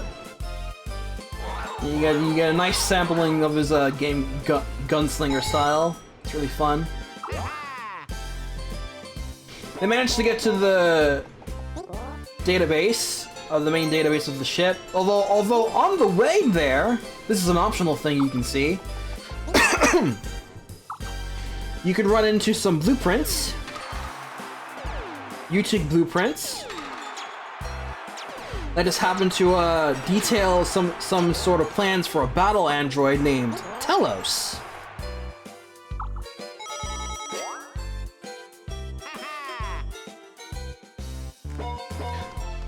Remember that for later, viewers. Hawksnorth, there's a code here that's a gecko code that allows for AI matches to take place by allowing player 1 to be selected by CPU. Oh yeah, you eat it like it is.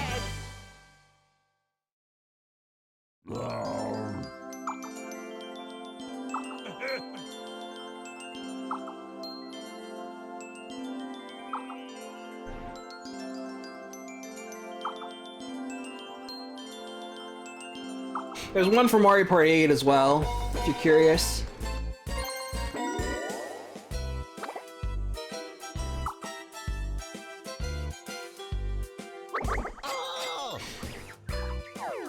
So yeah, some nice foreshadowing to keep tucked away in your head for later, much later.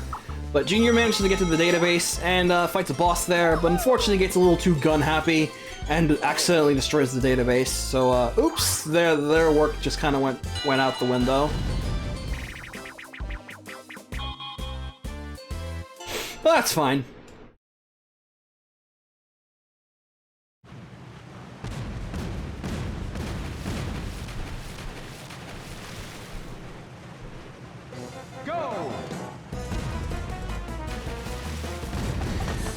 Meanwhile, back in Shion's party, they stop in a nice space colony to refuel the Elsa.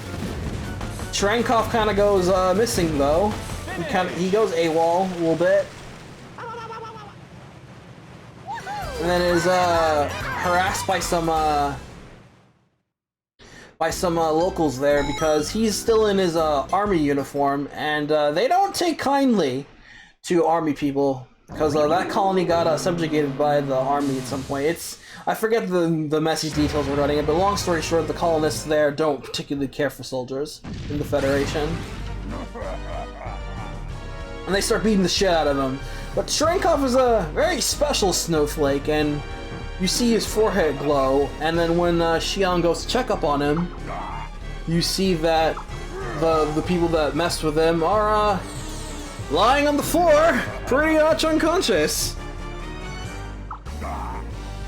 So something happened to them.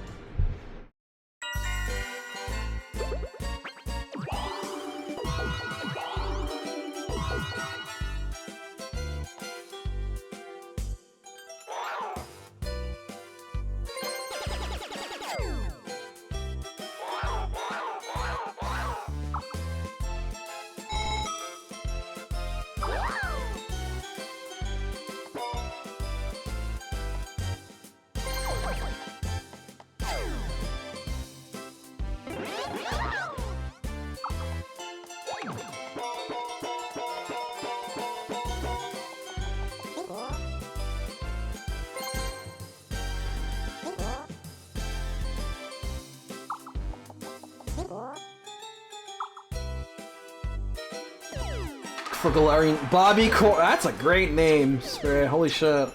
Good old Bobby Core, and thanks FF9.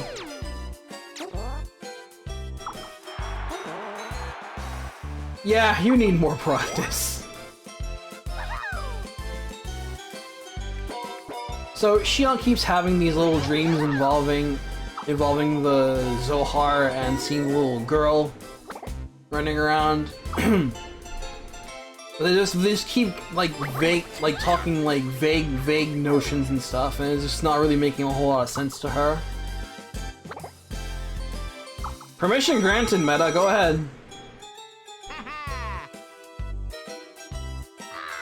And then when she wakes up, the Elsa is somehow caught in a little bit of a doobly-doo, like a force, like some gravitational pull. They get dragged in, and then they seem to be inside a giant Gnosis, the size of a planet. It is referred to as Cathedral Ship. And then they're just kind of wandering around trying to get their bearings.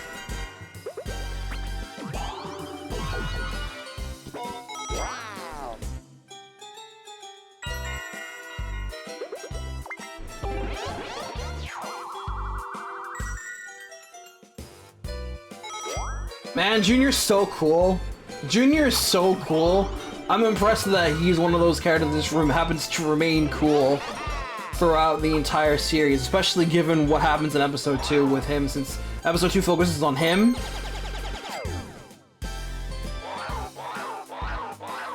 And there's a lot of shit that happens in episode 2, but he ends up being almost no worse for wear.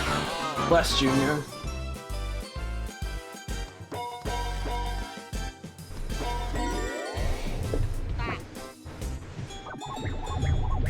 So as they drudge along the giant Gnosis, we also see Cherenkov, and we go see what happens with Cherenkov's backstory.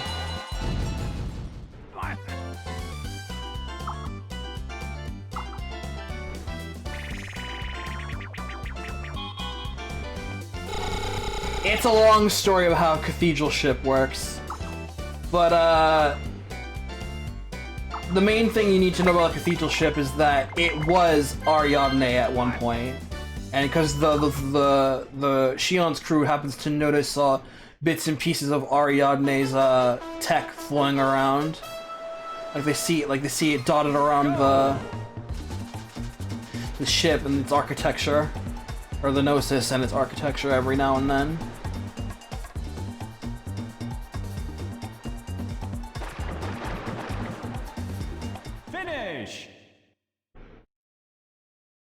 But anyway, we learn more about Cherenkov's backstory, and it's pretty sad, actually. He's a life recycling variant, basically a coordinator, if you're familiar with Gundam Seed, a super soldier.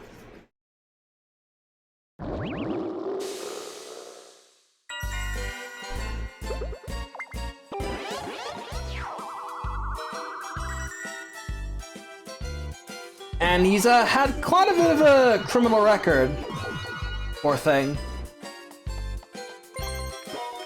He was subjected to personality reconditioning as a result of his crimes. 'Cause that's a thing the Federation is capable of doing now.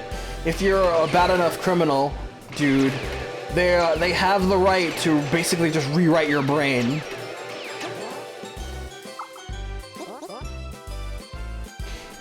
Cyber Dude type's pretty close, actually, I think.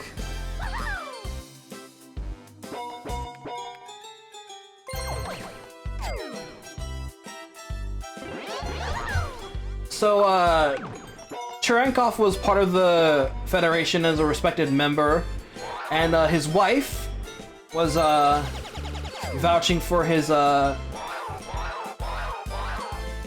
for the personality reconditioning instead of just throwing him into jail, lock and key, and whatever. And it's like, yeah, fine, we'll do it. But then we learn more about Cherenkov's wife, and now she's an absolute total bitch who wants no contact with any men, and just basically decided to play around and marry Cherenkov just to get the permits to clone herself. Because cloning is was a big thing back in the lore of the game, but they stopped doing it, and only like certain people can do that when the Rise of Reality started popping up.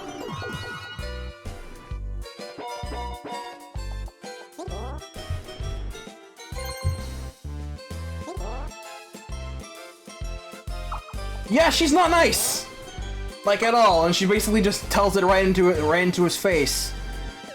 Cherenkov is very understandably upset and chokes her to death. And then they're like, well, time to crank up the personality reconditioning level 8!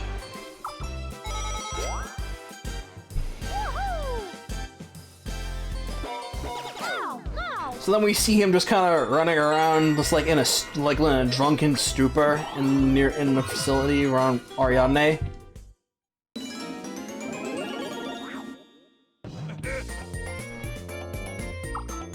Then he sees a little girl. Kind of reminds him of his wife.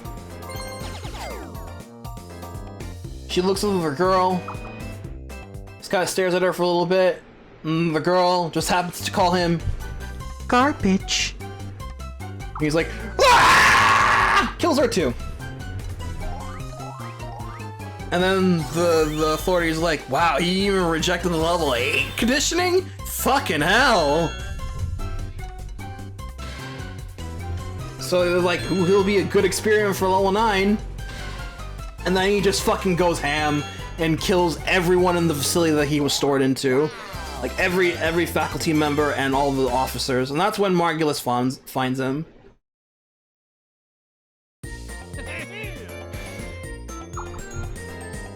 He's like, wow, you did all this? We could use you.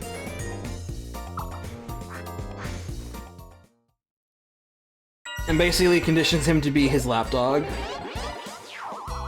This game's rated T. I think it might have actually been like 016 in Japan. Maybe, I'm not sure.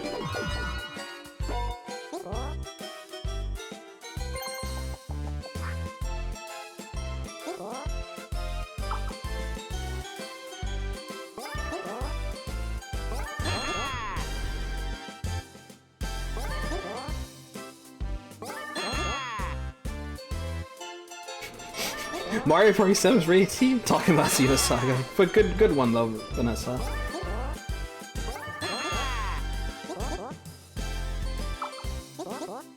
So after we find out a little bit of that bit of personality and a lot of wandering around later in the cathedral ship, we find the last the Zohar emulator that was in the Woglinde.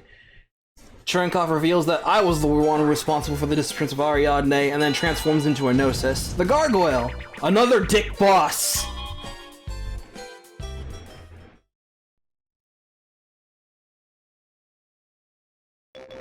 Go! Fuck the Gargoyle, bro.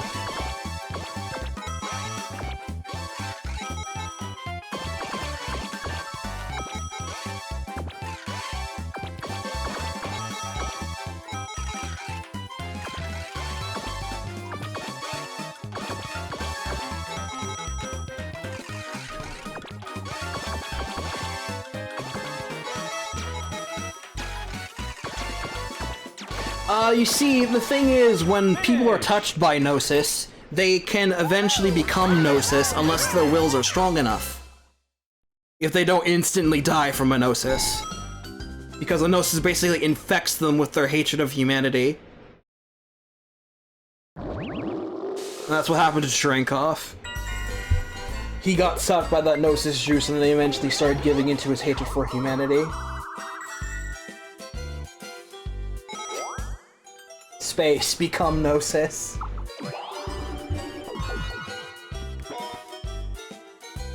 In hindsight, there was a lot of, I did think about a lot about Detroit when looking back at it as Xenosaga. I was like, wow. Man, why couldn't they get some of that shit for David Cage's shit? Like this. Because the reality in tech would have been fucking hot in Detroit. I digress.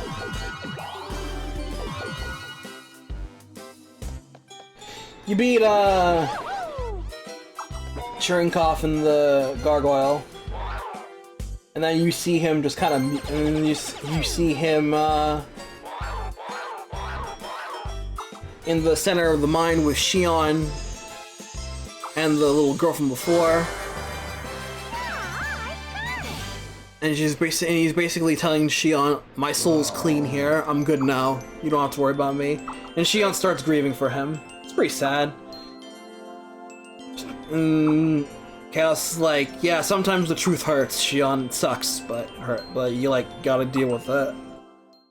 Unfortunately, Shion will, as we'll go through the games, we will find that Shion is unable to cope with the truth in increasingly bad ways.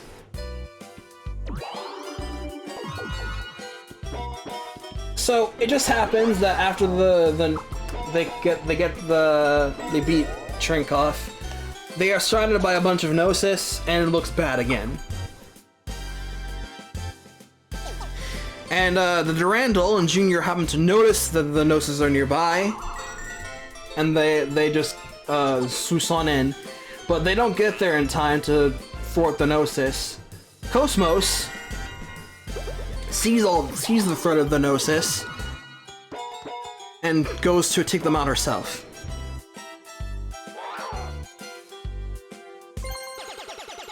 She escapes the Elsa, but not before giving this nice little quote. Shion, will feeling pain make me complete? Even though you see her eyes turn from red to blue. Shion, will feeling pain make me complete? What? I can't hear you. The air is too thin for your voice to carry. Which indicates some shit's about to get real, fam. But Shion is unable to hear because she says it's in the vacuum of space as the air is about to escape her from the Elsa, from the escape hatch. Cosmos gets on top of the Elsa, and then something comes out of her abdomen from the backside, and then X-Buster!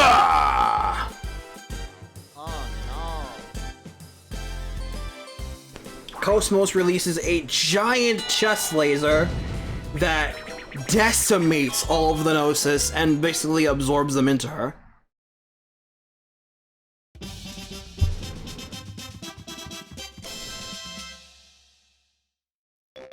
Go!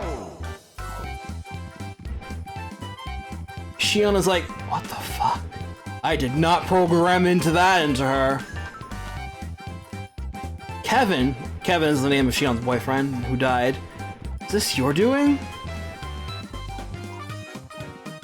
And then the Elsa is collected by Junior and the Durandal, and then they all meet up, and it's all good. And that's we're halfway through the game now.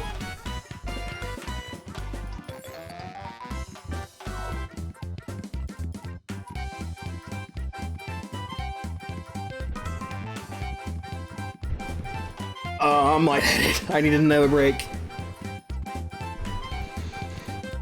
Finish! Oh yeah, I'm a winner.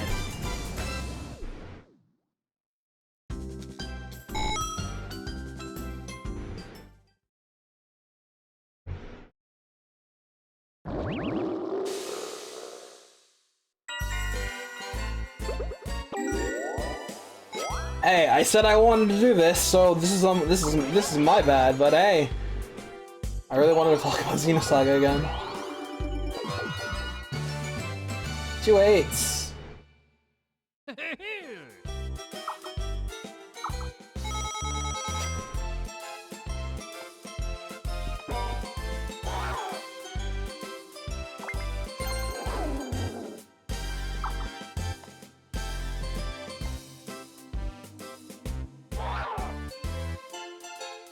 Oh, I saw the Pokemon Direct before the stream started now.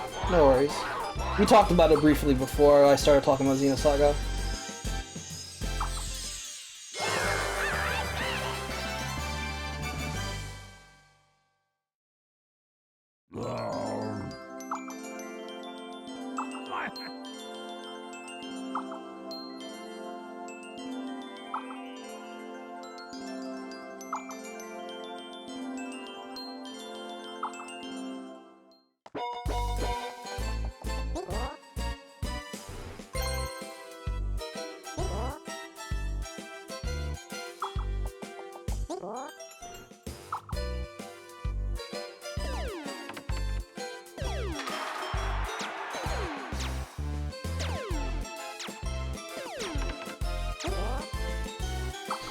Spirit has already decreed that he's going to call Galarian Zapdos Bobby Corrin from Final Fantasy IX. The full name of Boko, you will respect it.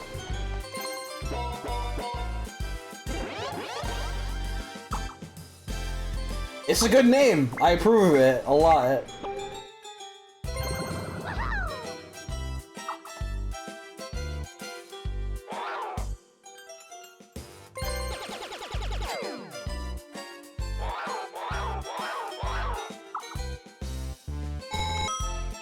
Be gone, fucked, and try hard.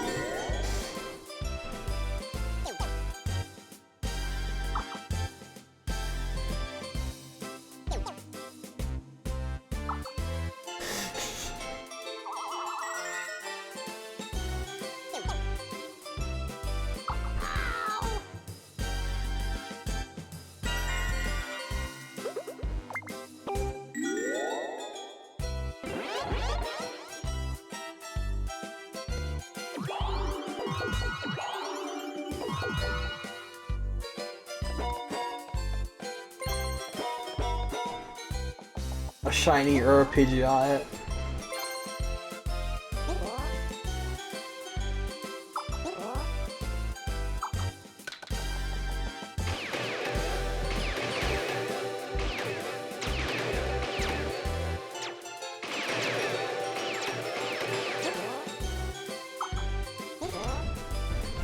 I have to check my turn way on.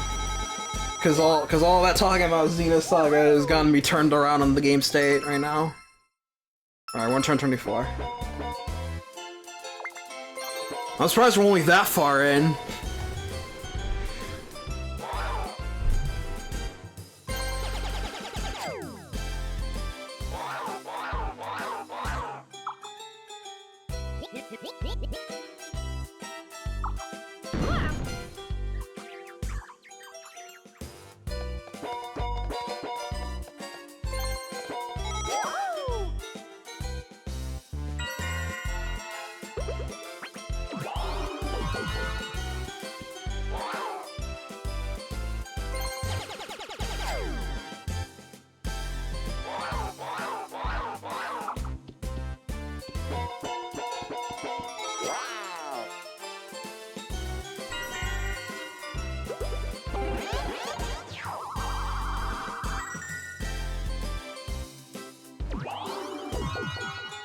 Hey, Steven, what's up?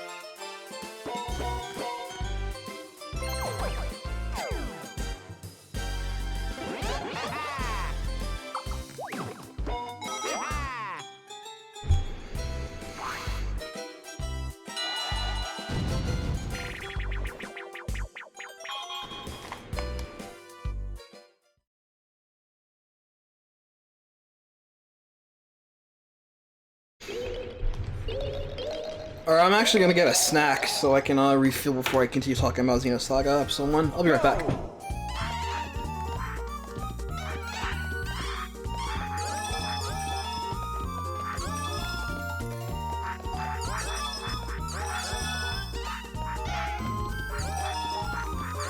Finish!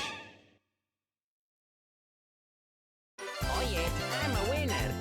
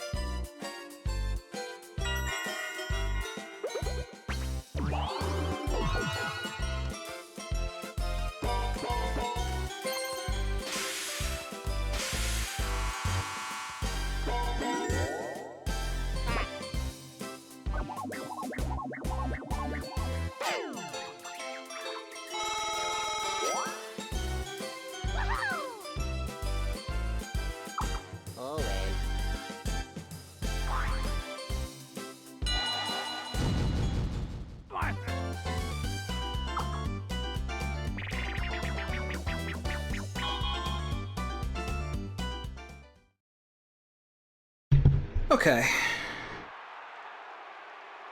I'm gonna eat some microwave pizza. Go!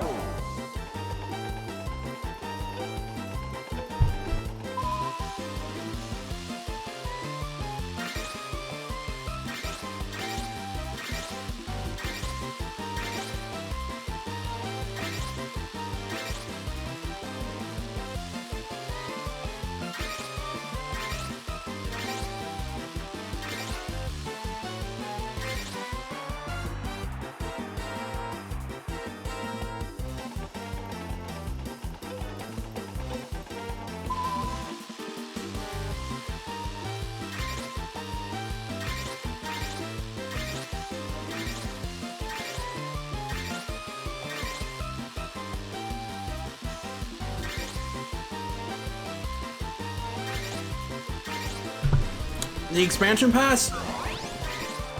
Still uncertain, but I am more interested than I was before.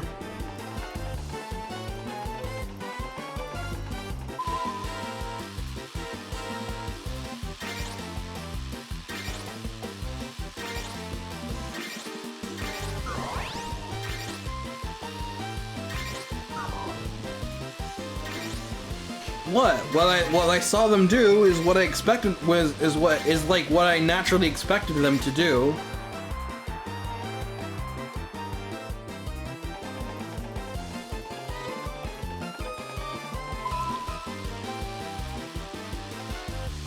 I just had to see it for myself first.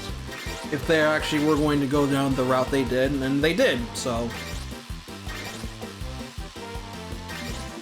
If they actually went to do the standard ploy that they've been doing all time before then I would have no respect for Game Freak anymore, and I'm just like, yeah, I'm just gonna let them do their thing. Paying extra is rude, yeah, I totally get that, but welcome to gaming business, it's what we do now. I don't have to like it, none of us do, but it's better than the alternative.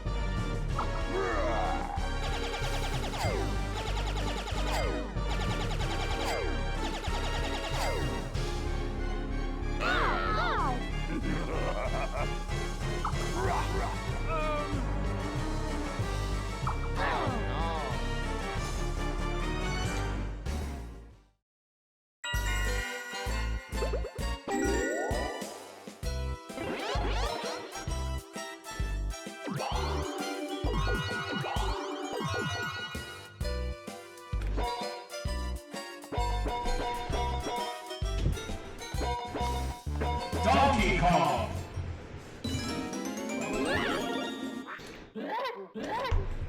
That said, I still don't feel that great about having to pay $90 for a full Pokemon experience. Or a fuller Pokemon experience. So, if there's like a price drop down the line, I'm in. But until then, I'm out.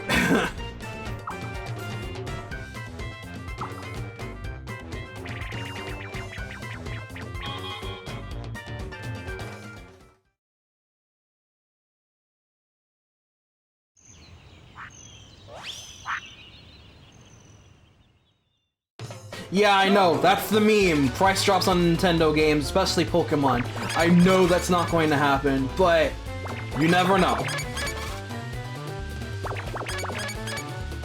Finish.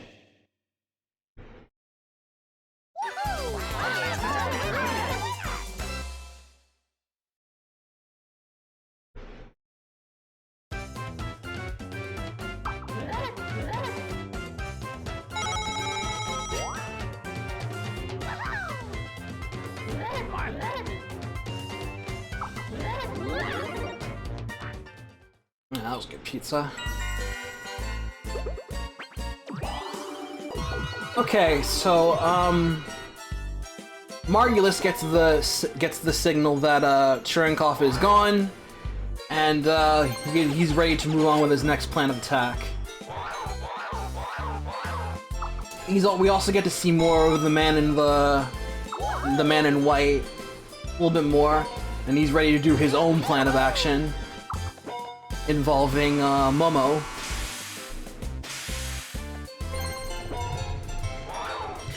Junior introduces the party to his older brother, Guinan, who is currently passing as his father for certain legal reasons, but they're brothers.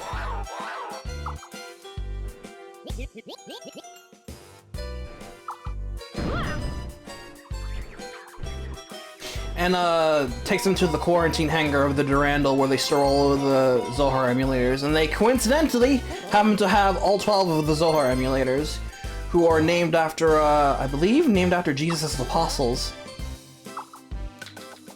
I think that's right.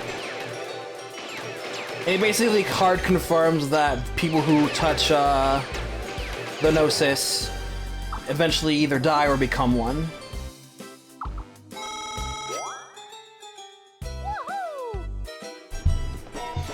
And we see a couple of test subjects that they have running around their hangar, which notably freaks out Shion and Momo.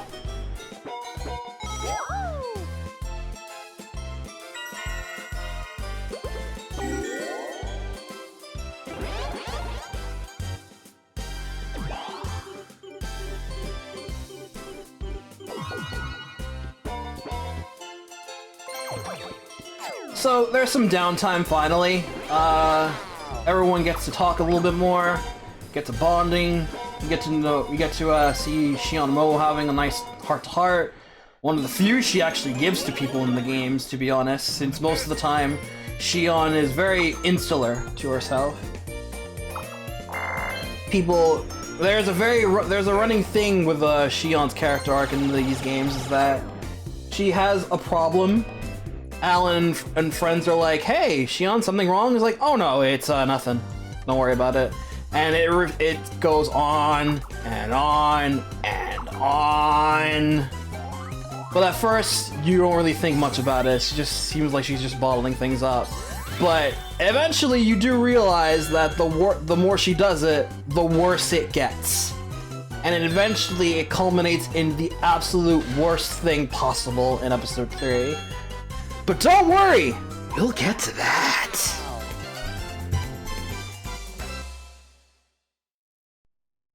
But until then, they arrive in the Kukai Foundation. Hey, I may as well keep talking about this all the way into Mario Party 8. It's good dialogue, if nothing else. Gives me something to do instead of just being silent during these. I mean, as long as my folks are in here.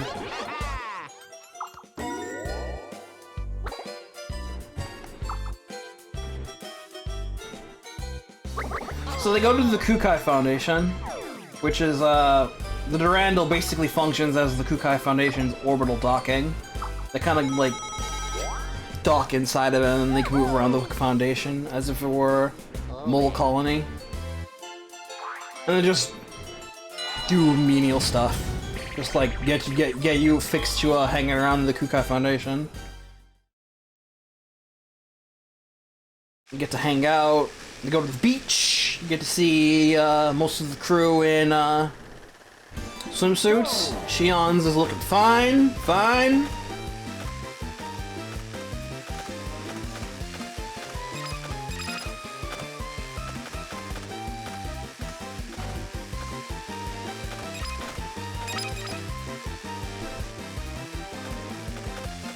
And then Shion remarks on the Kukai Foundation's artificial weather systems. It's like, this shit is great, bro. And Junior's like, this is nothing. You should see how accurate our thunderstorms get. Finish! Thing to know about Shion Uzuki. She don't like thunder. Oh yeah, I'm a winner. Because it was storming when, during several traumatic experiences in her life. It was storming when her parents died. It was storming when Kevin died. She don't like thunder.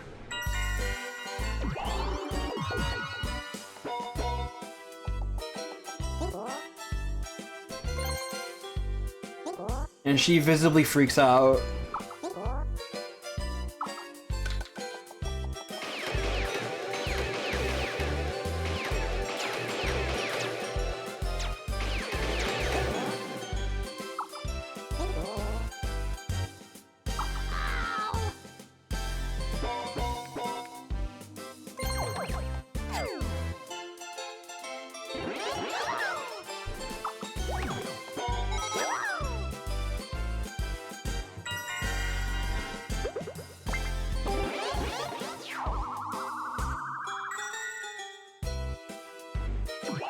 There's a code that enables all computer players, that allows you to change player 1 to computer player Ryoshi, because you can't normally do that in this game. So Shion retreats back to the Durandal to relax a little bit more. Things seem alright. Junior and Momo start bonding, and they start building a nice, healthy rapport.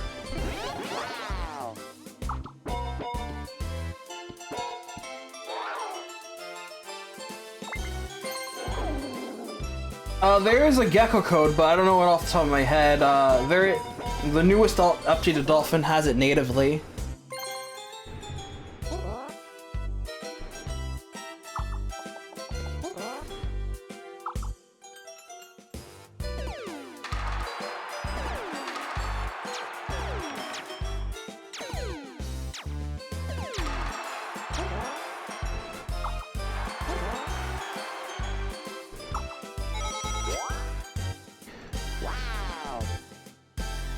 So then after everyone's all chill, Margulis and the Man in White are like, execute Plan 401!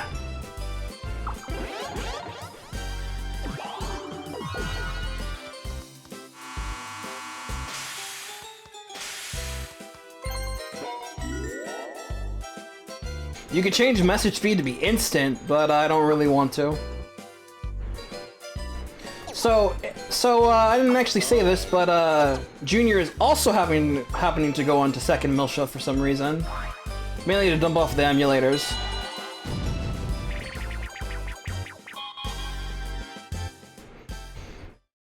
And then it looks like a bunch of Federation ships are coming to escort the Durandal and the Kukai Foundation. Only not! They open fire on the Kukai Foundation and arrest them, as it looks like they conspired against the government.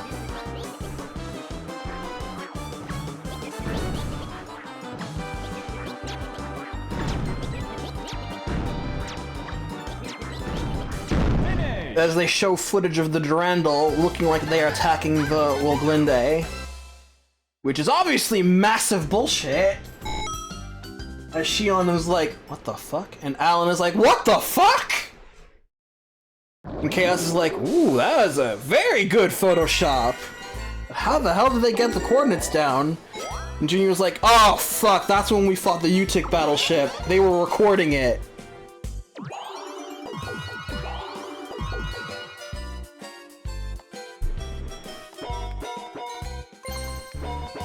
And they're using this as leverage to try and forcibly gain access to Momo and all Vector property.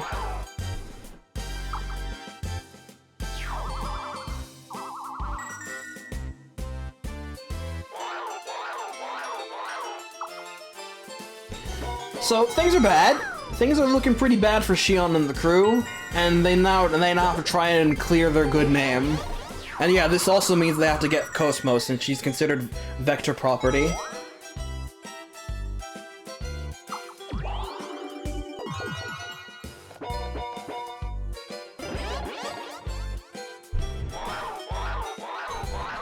So now Shion and the others have to try and find a way to clear their name. But unfortunately, most of the common things that they could do to try and clear their name, looking at Randall's database, the UTIC database, which was shot, they aren't good enough as evidence. The UTIC database was shot. The UTIC database was shot, and the Randall's database is a standard model, so it can be modified too easily. So they need to find something that can't be modified even by the owner, which is like super high class protection. Cosmos, super coincidentally, fortunately, has a black boss with that protection. And she was there when the Battle of the Woglinde happened, so they decided to go into Cosmos' memories via the Encephalon and drag them out.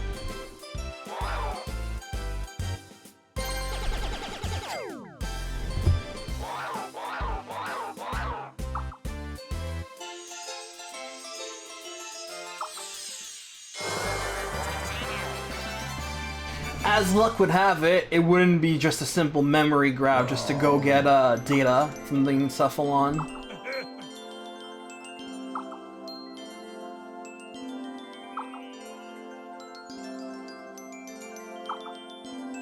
As we get to see a lot of things go down during that Encephalon dive.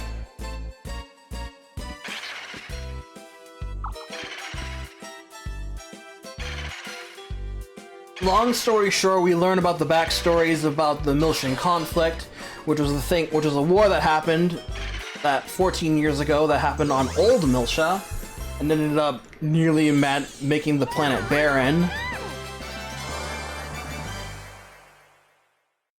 And we learn about Shion's backstory through her nanny, a friendly little Realian named Fabronia, and two Realian girls that she used to hang out with, Cecily and Kath. We learn about Junior's backstory and how he is he's special.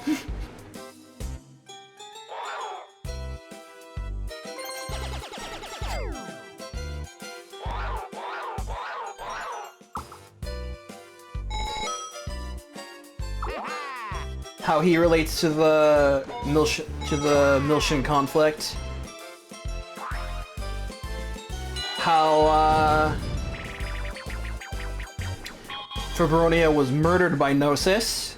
That went feral when some strange music started playing.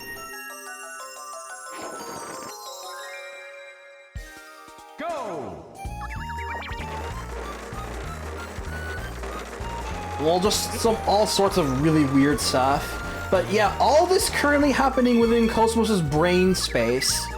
Why is that?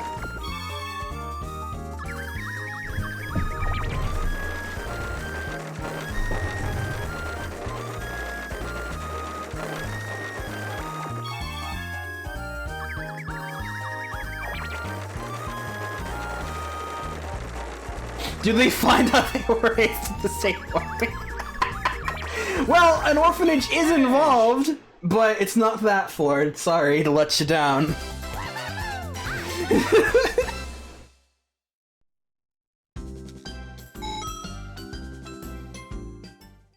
We learn...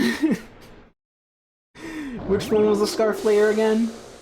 Oh, the back scarf, I mean. It was on the back there. We learn more about some godly being known as Udu. And Junior is an artificial human of sorts that was created to fight Udu.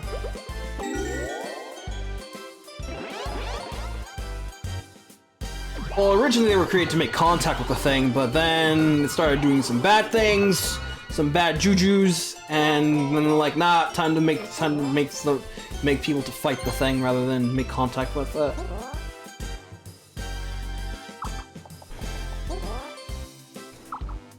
And we get to see through the little girl more things about Cosmos, including her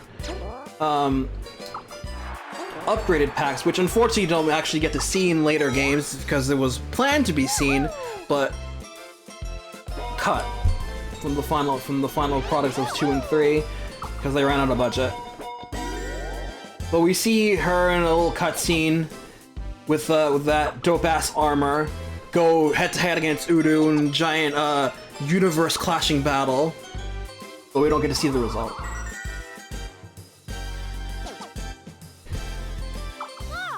But before that, we get another nasty boss fight that takes the form of the repressed memories of Junior and Shion, since they both go through some traumatic flashback sequences in this dungeon segment.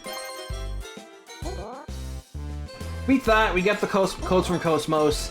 They submit it as evidence. The Federation backs off. Everything seems cool.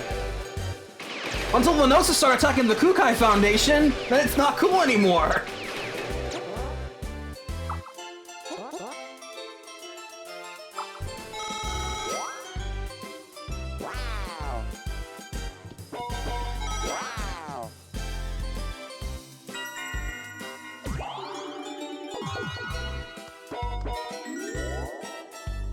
Shion and the others go out to fight the Gnosis, of course, as they do.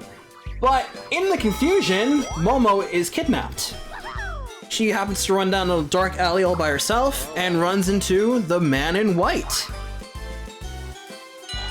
This man, known as Albedo, is also a deep part of Junior's life.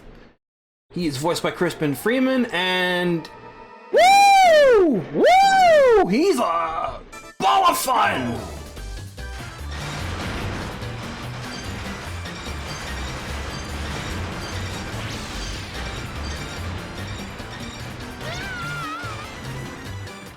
An absolute legend.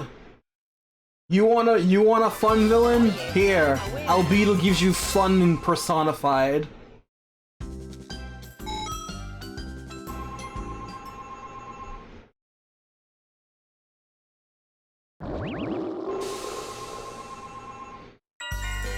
Oh, he's in Judgment? He's in Judgment, Vanessa? You just piked my interest hella fun.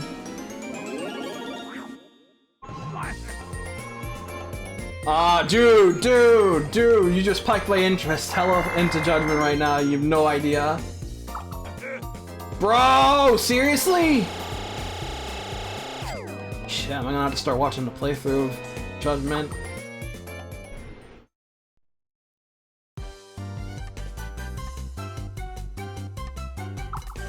Yeah, he was, Albedo was in disguise as, Momo's pops, and then just, he basically whisks her back to, some hidden place, well off the radar of, the nearby sensors. No one knows where they are right now.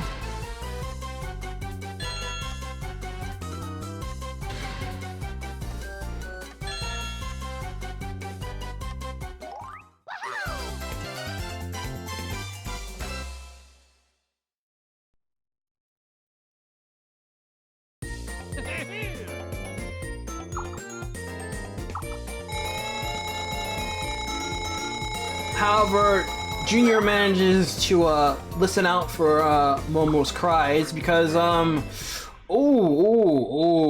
this is a bit uncomfortable, friends. I don't know if I should be talking about this.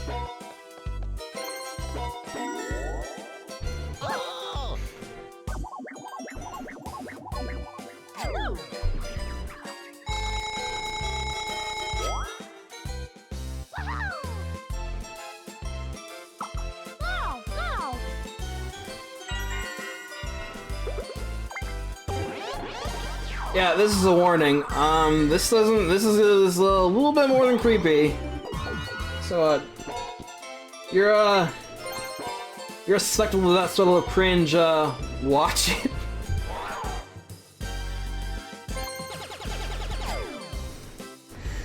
So, Albedo is, looking for, the Y data that is, currently within, Momo's personage.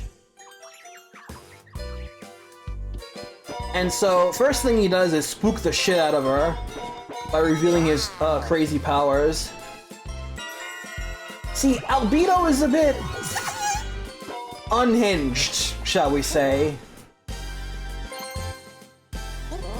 He has some powers as the race of superhumans that he is, that he shares with Junior, called UR2Vs. His power is that he has this ability to self-recover.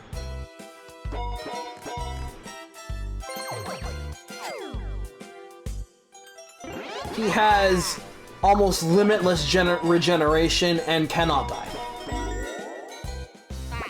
And when he found out about that, he went mad. And when Udo poisoned his brain, he went madder.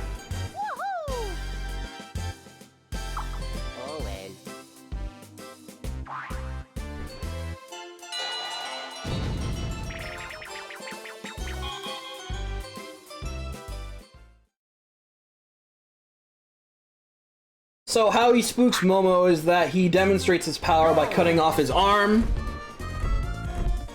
and then regens it, and then he does the same thing to his head. Finish! We see him twisting his head and taking it off, but in the Japanese version, he just takes a knife and garrots his neck, his own head off, and then he smashes it, and then his head just regens, and then Momo faints. And that's the first warning sign that things are about to get real bad.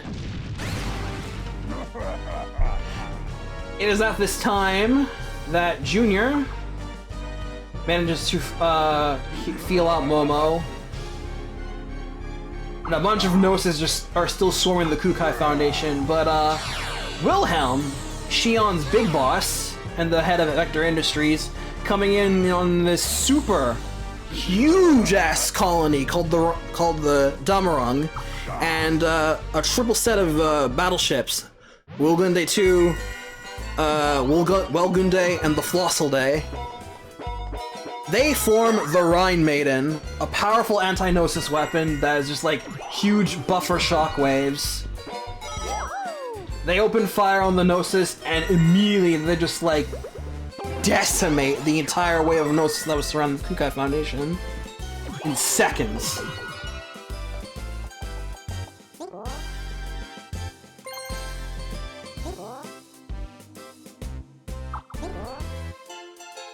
It's pretty cool. Then Miyuki chimes in to Shion and say, "Hey, got a toy for you that you can give to Cosmos to help you find what it is you're looking for." Wow! I just noticed Toad's toy code! Jesus Christ!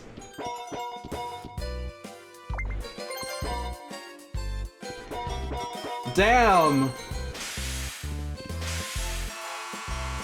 Anyway, Miyuki hands Shion a PT cartridge. You guys familiar with the Nadesco's phase transition cannon? From the Y unit? That is basically what the PT cannon is, but in bite-sized form.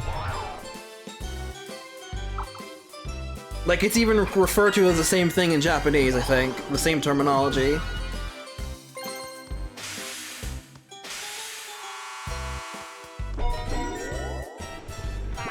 So basically, the idea is to use that cartridge to find the force field that is keeping Albedo hidden, and then snuff it out while using Cosmos's DSSS sensor to suppress the powerful backlash of the PC cannon to ensure no one gets hurt. So that's what happens. Cosmos goes out to space, fires the PT cannon in a very, very controlled burst. Like, I'm gonna go find her exact wording here, because this is pretty hilarious.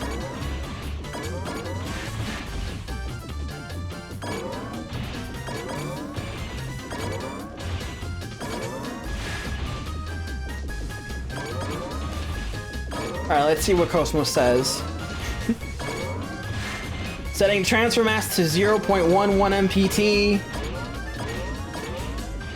Transfer time set to 4.8 times 10 to the -38th. And then pops the cartridge into her gun, which suddenly becomes a giant-ass rail cannon.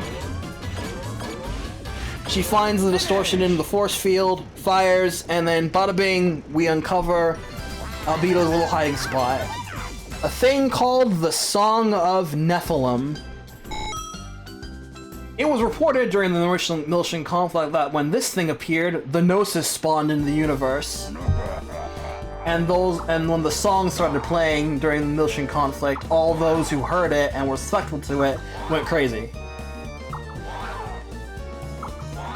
And it was believed that the Gnosis were a result of Joachim Mizrahi summoning them.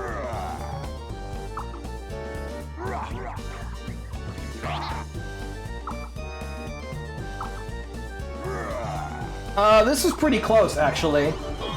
Like, the Song of Nephilim is the second to last dungeon of episode 1.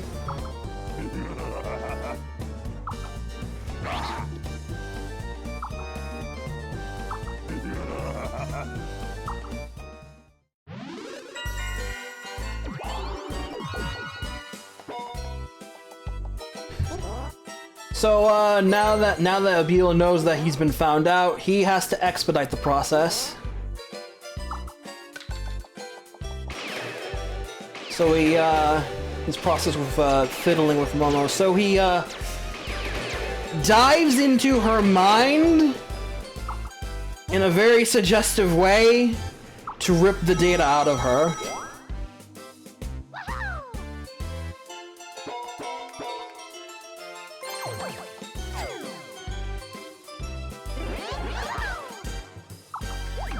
In the Japanese version, he does it through her stomach.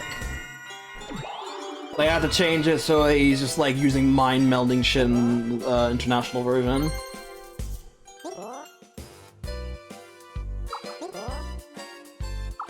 And Momo's even crying out for Junior to help her. It's not good! It's not good!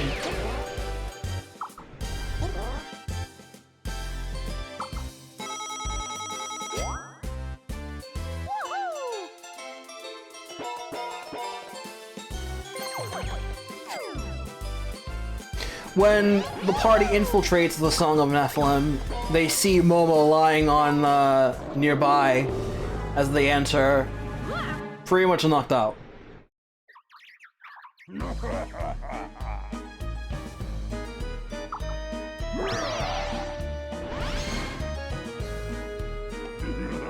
But she's back in the party, and then players just kind of run around the Song of Nephilim just trying to get to Albedo.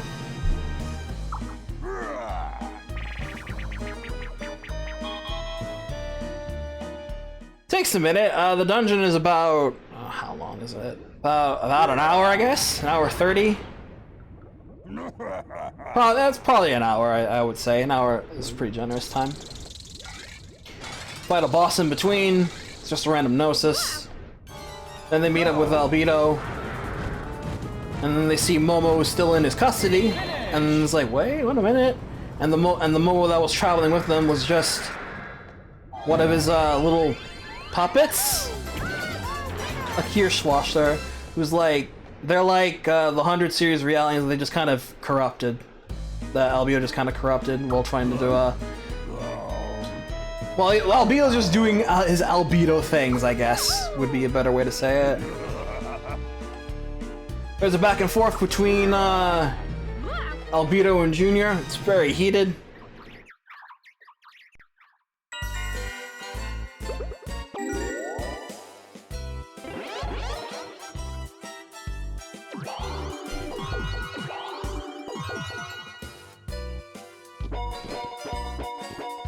And then eventually Xion gets in on it. And then suddenly, she, out of nowhere, do it! She hears a voice that's saying, still spying that self-righteous crap. And then some dude in a blue hood just like shows up. In a blue cloak. This is the Blue Testament. They're very special villains. And he basically tells Albedo, hurry the fuck up. We can't keep waiting on you. It's like, geez, alright, fine. So then he brings out his mech called the ES Simeon, which is a fair step above the eggs that you're used to in this universe.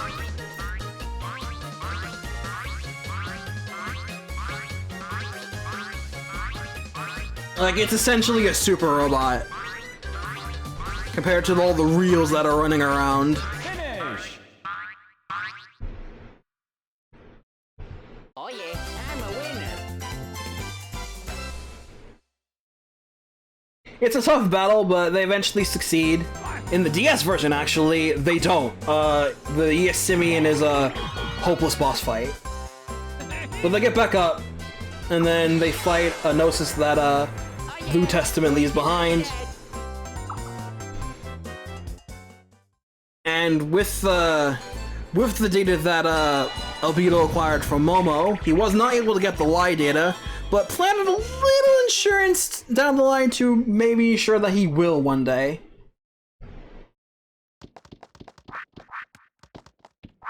And with that knowledge, he uncovers Joachim Mizrahi's big fuck-off weapons platform called the Proto-Merkaba.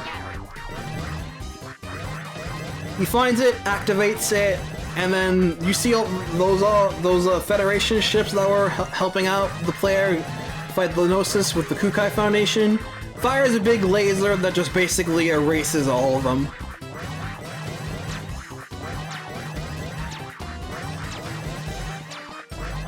Finish!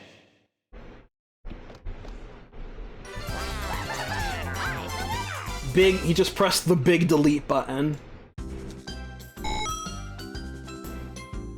They're just running in squares. They looked a bit. Alright, I got 3 turns. I can wrap this up before this is over.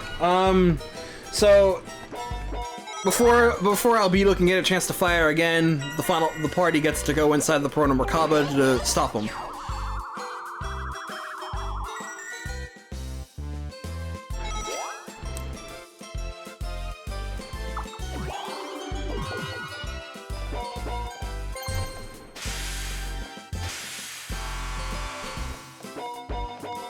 It's quite a long dungeon, the Proto-Merkaba. There's quite a few, there's quite a bit to go through, and there's a big boss in there in the middle. And eventually they finally reach Albedo, who's like resonating with powerful energy at the core of the Proto-Merkaba.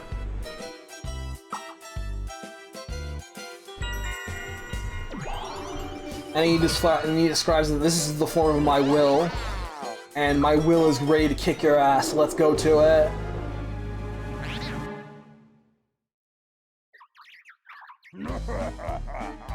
So penultimate boss battle, final battle with Albedo. He's a pretty fun opponent, all things considered. I always enjoy the fight with Albedo. Beat him. He's like, wow, shit, guys, you're good. But not good enough, I guess. And then he activates the core of the Proto-Merkaba.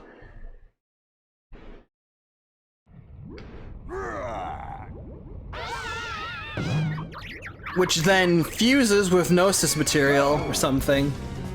And then the core becomes the final boss, Sothi Pathos.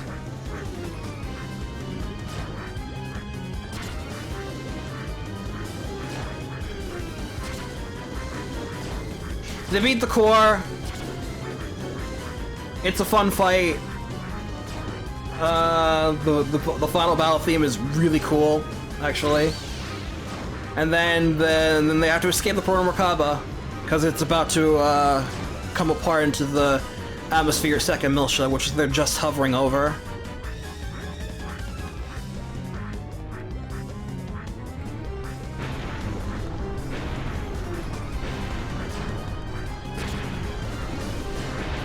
So as a last-ditch effort, Albedo was planning to colony drop the Proto-Merkaba onto second Miltia. And anyone knows their Gundam, that's bad! Finish! So they try to find a way to stop it.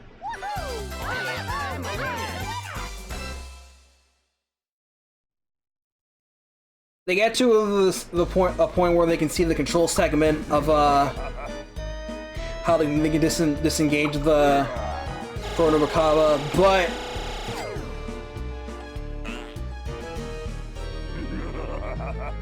there is a problem in that if the sequence is activated, the party is not going to be able to get back into the Elsa in time because it'll start decomposing or discompartmenting and stuff. So Kosmos volunteers to stay behind. Shion's like, no, don't! You're my little precious project. I don't want anything bad to happen to you. Please. And everyone's just like, let Kosmos do it, Shion.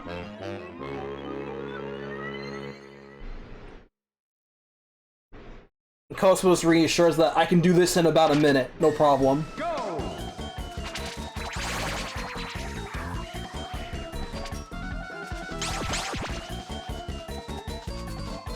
So they activate the dismemberment system.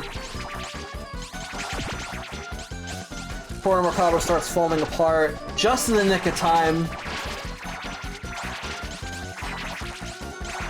And now there's a whole bunch of debris raining in on second Miltia, but they'll burn up on atmospheric re-entry, so there will be significantly reduced damage to the planet.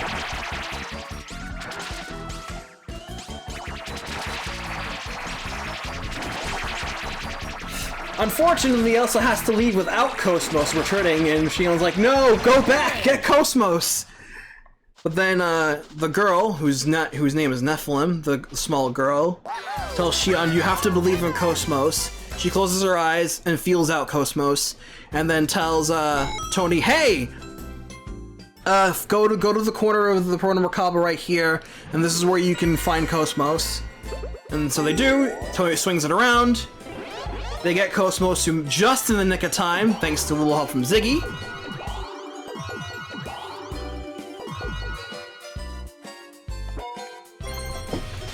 So it seems like a job well done, but unfortunately, the Elsa is falling too fast to account for the atmospheric re-entry, and they're going to crash and burn up at this point.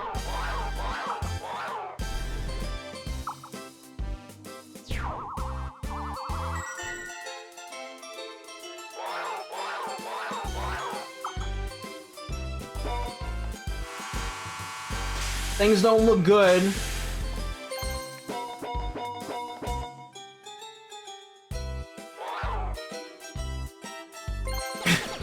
Things don't look good, but then Cosmos goes back to the hatch, to the escape hatch of the Elsa, and Chaos sees her off, is like, "Hey, what are you doing?" And then Cosmos is all like, "Relinquish your pain unto me." Because now she's starting to feel bad that she's being a jerk to Shion, and some part of her emotion within Cosmos is starting to act out.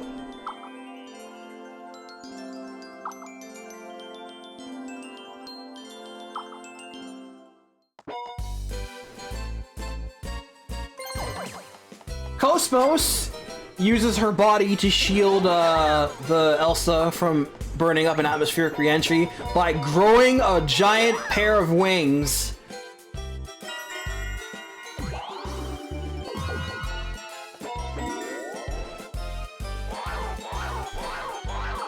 Fade to white, and then the Elsa manages to safely make it to the surface of the planet.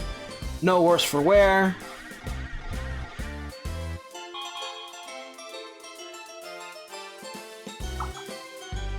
Everyone's like, "Whoa, did we live? Are we good?" Shion's like, "Where Cosmos at?"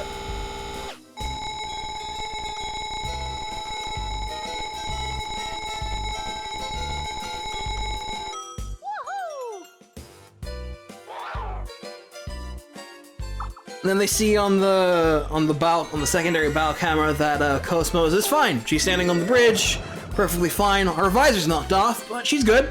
She's good. And Shion is quite visibly relieved.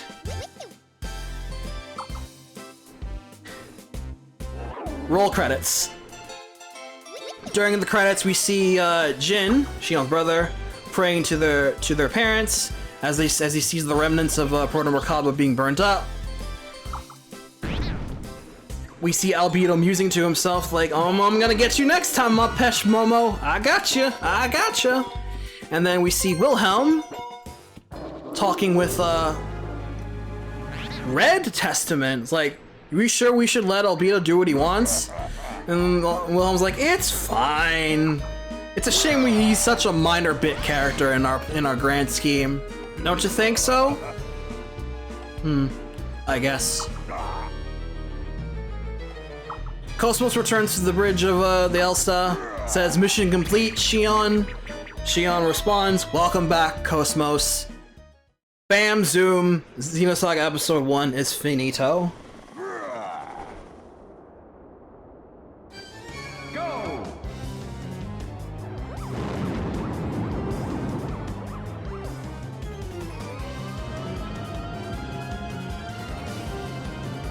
And that was SotoNotes of Xenosaga episode 1.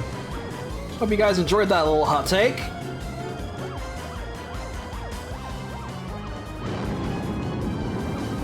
That took 3 hours. I guarantee you Xenosaga Episode 2 will take less. Because nothing fucking happens in that game.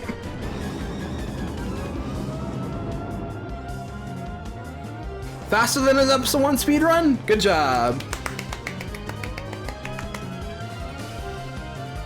I should watch an episode Xenosaga Episode 1 speedrun.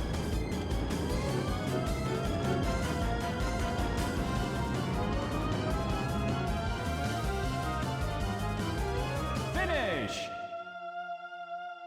I'm a winner.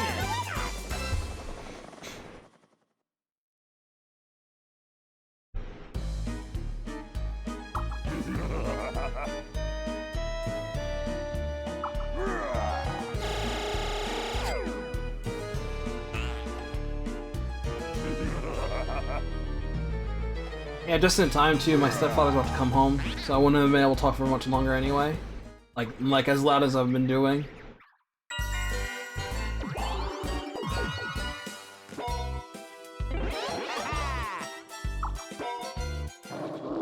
It's a good thing I finished just in time.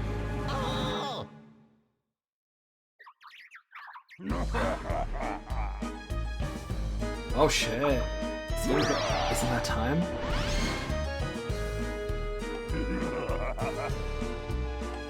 Are we doing it?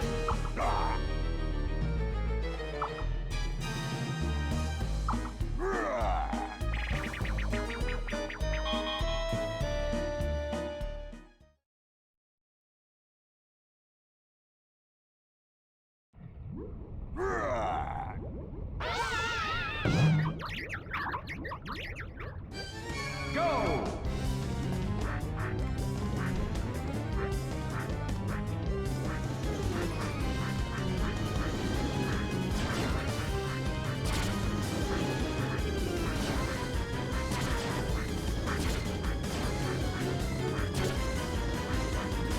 You are correct, ND Freeman.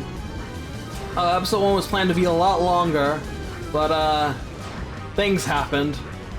And a lot of things would happen more in as far as Episode 2 went. That just completely put the kibosh on that sort of thing.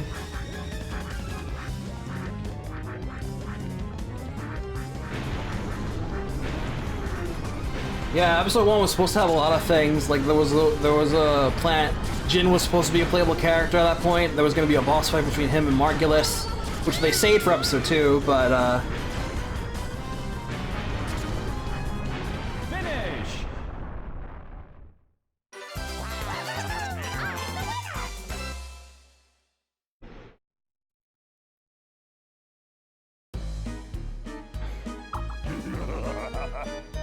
there was some glimmer of hope with Episode 1 though. It did do modestly well. But Episode 2 just came in, and with all the problems it had, and then all the problems it caused on release, RIP. That's all I gotta say. RIP.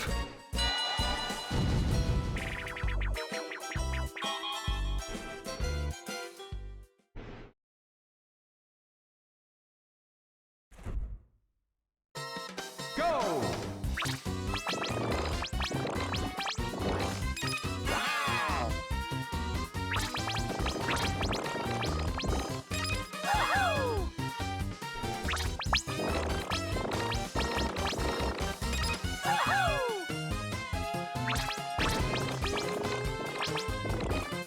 Mika did do some cool things in 2, and she's playable in 3, even if she's temporary.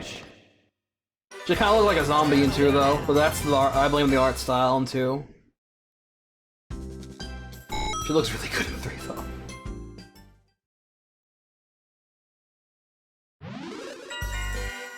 Final stage.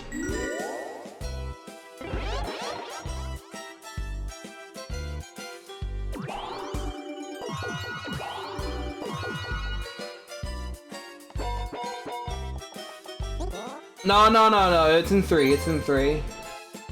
She shows up a little bit in 2, but not for very long.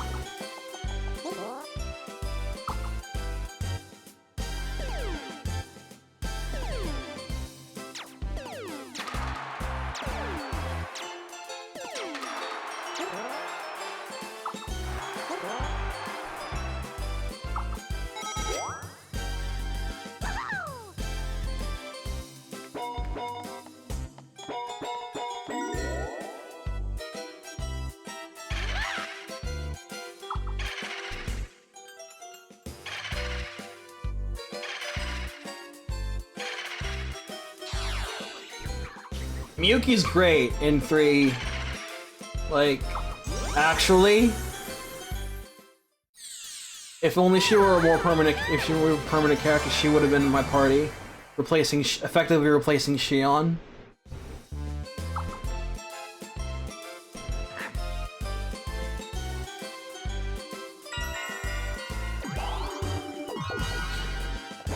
Alas, that wasn't meant to be.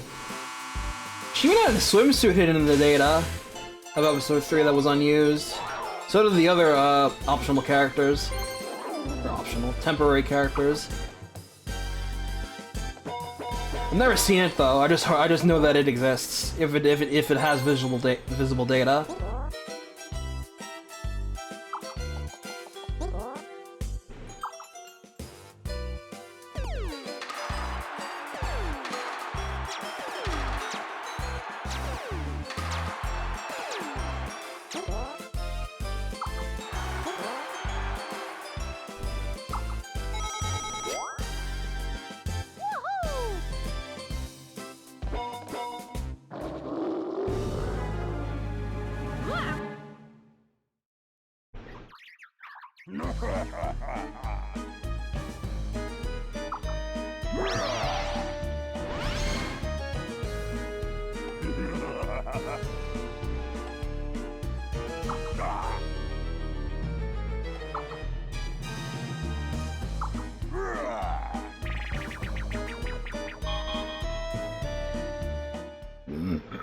Oh, excuse me.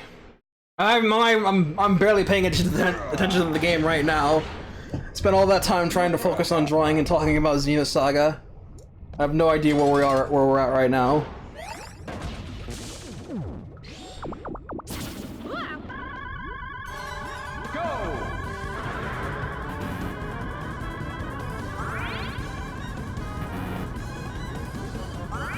Well, I know we're on the last turn. I know that Toad has like infinite coins right now, so just took all of them from Toad.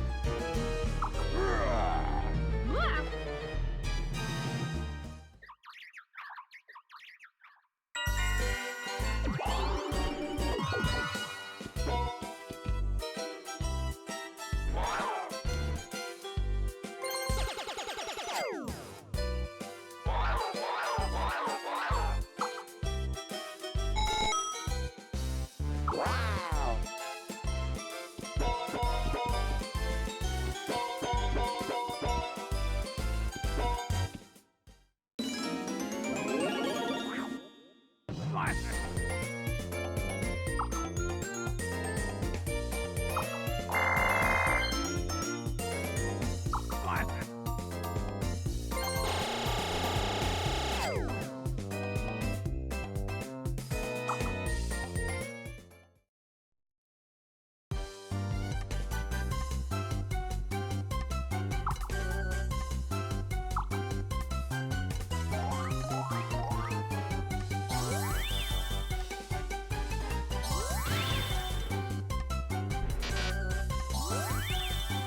F.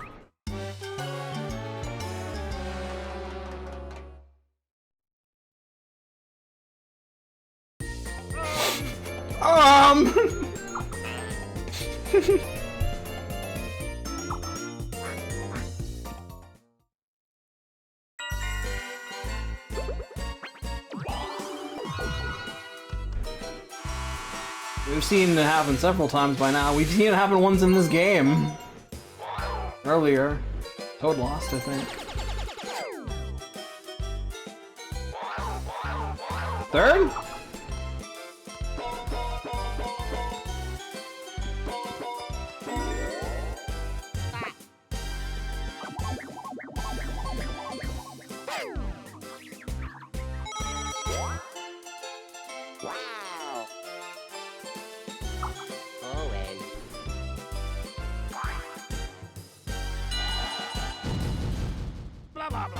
Bravo.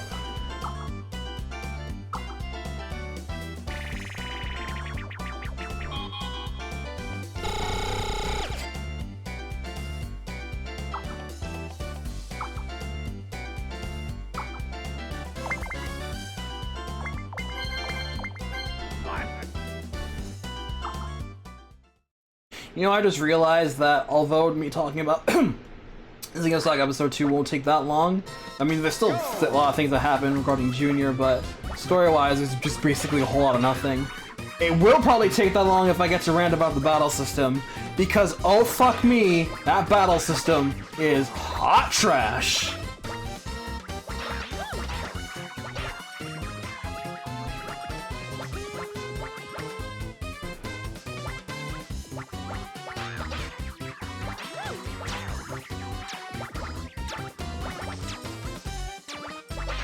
Finish!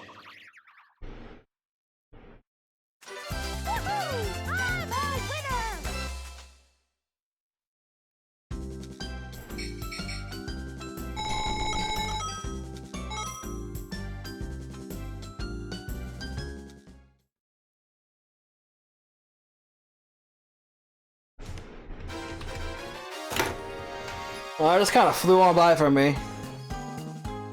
Thanks, Xenosaga. Alright, how do we do?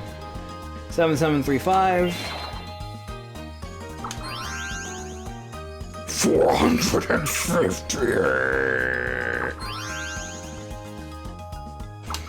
Alright, what we got? Minigame, action, shopping. Minigame star is...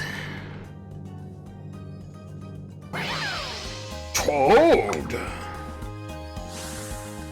Action! Action!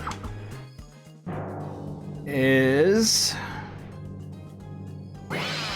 Birdo! And shopping. There's this new Mario Party out. Toad and Toadette go shopping! And the winner is...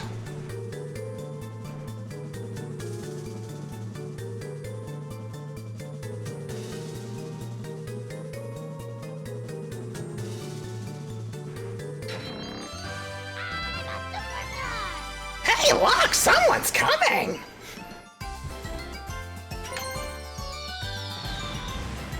Todd wins again! Alright, let's see. Wow! 7 coins! There was a difference of 7 coins! It was that close! 120 on spending.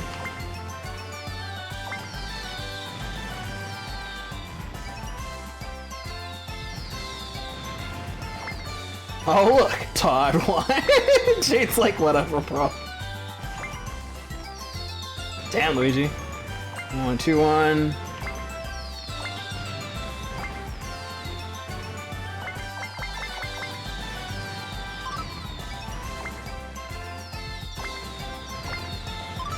Oh, this is good. Oh, this is good. This is good. Luigi's coin count. Birdo's like, oh, whatever. Toadette. The top. Meanwhile, it's like, yeah, aw.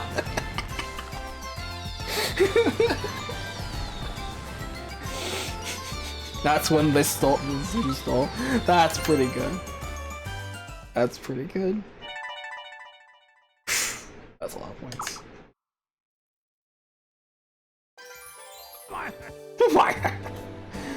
Once again, Todd comes out. And Spirit, you are 4 for 4. Got those predictions down, son. Meanwhile, I feel like I'm getting less and less likely to finish this thing, but or at least making Dana look presentable. But I'm trying. I'm trying, I guess. Well, at least I think I got this hand to look decently enough. I don't know.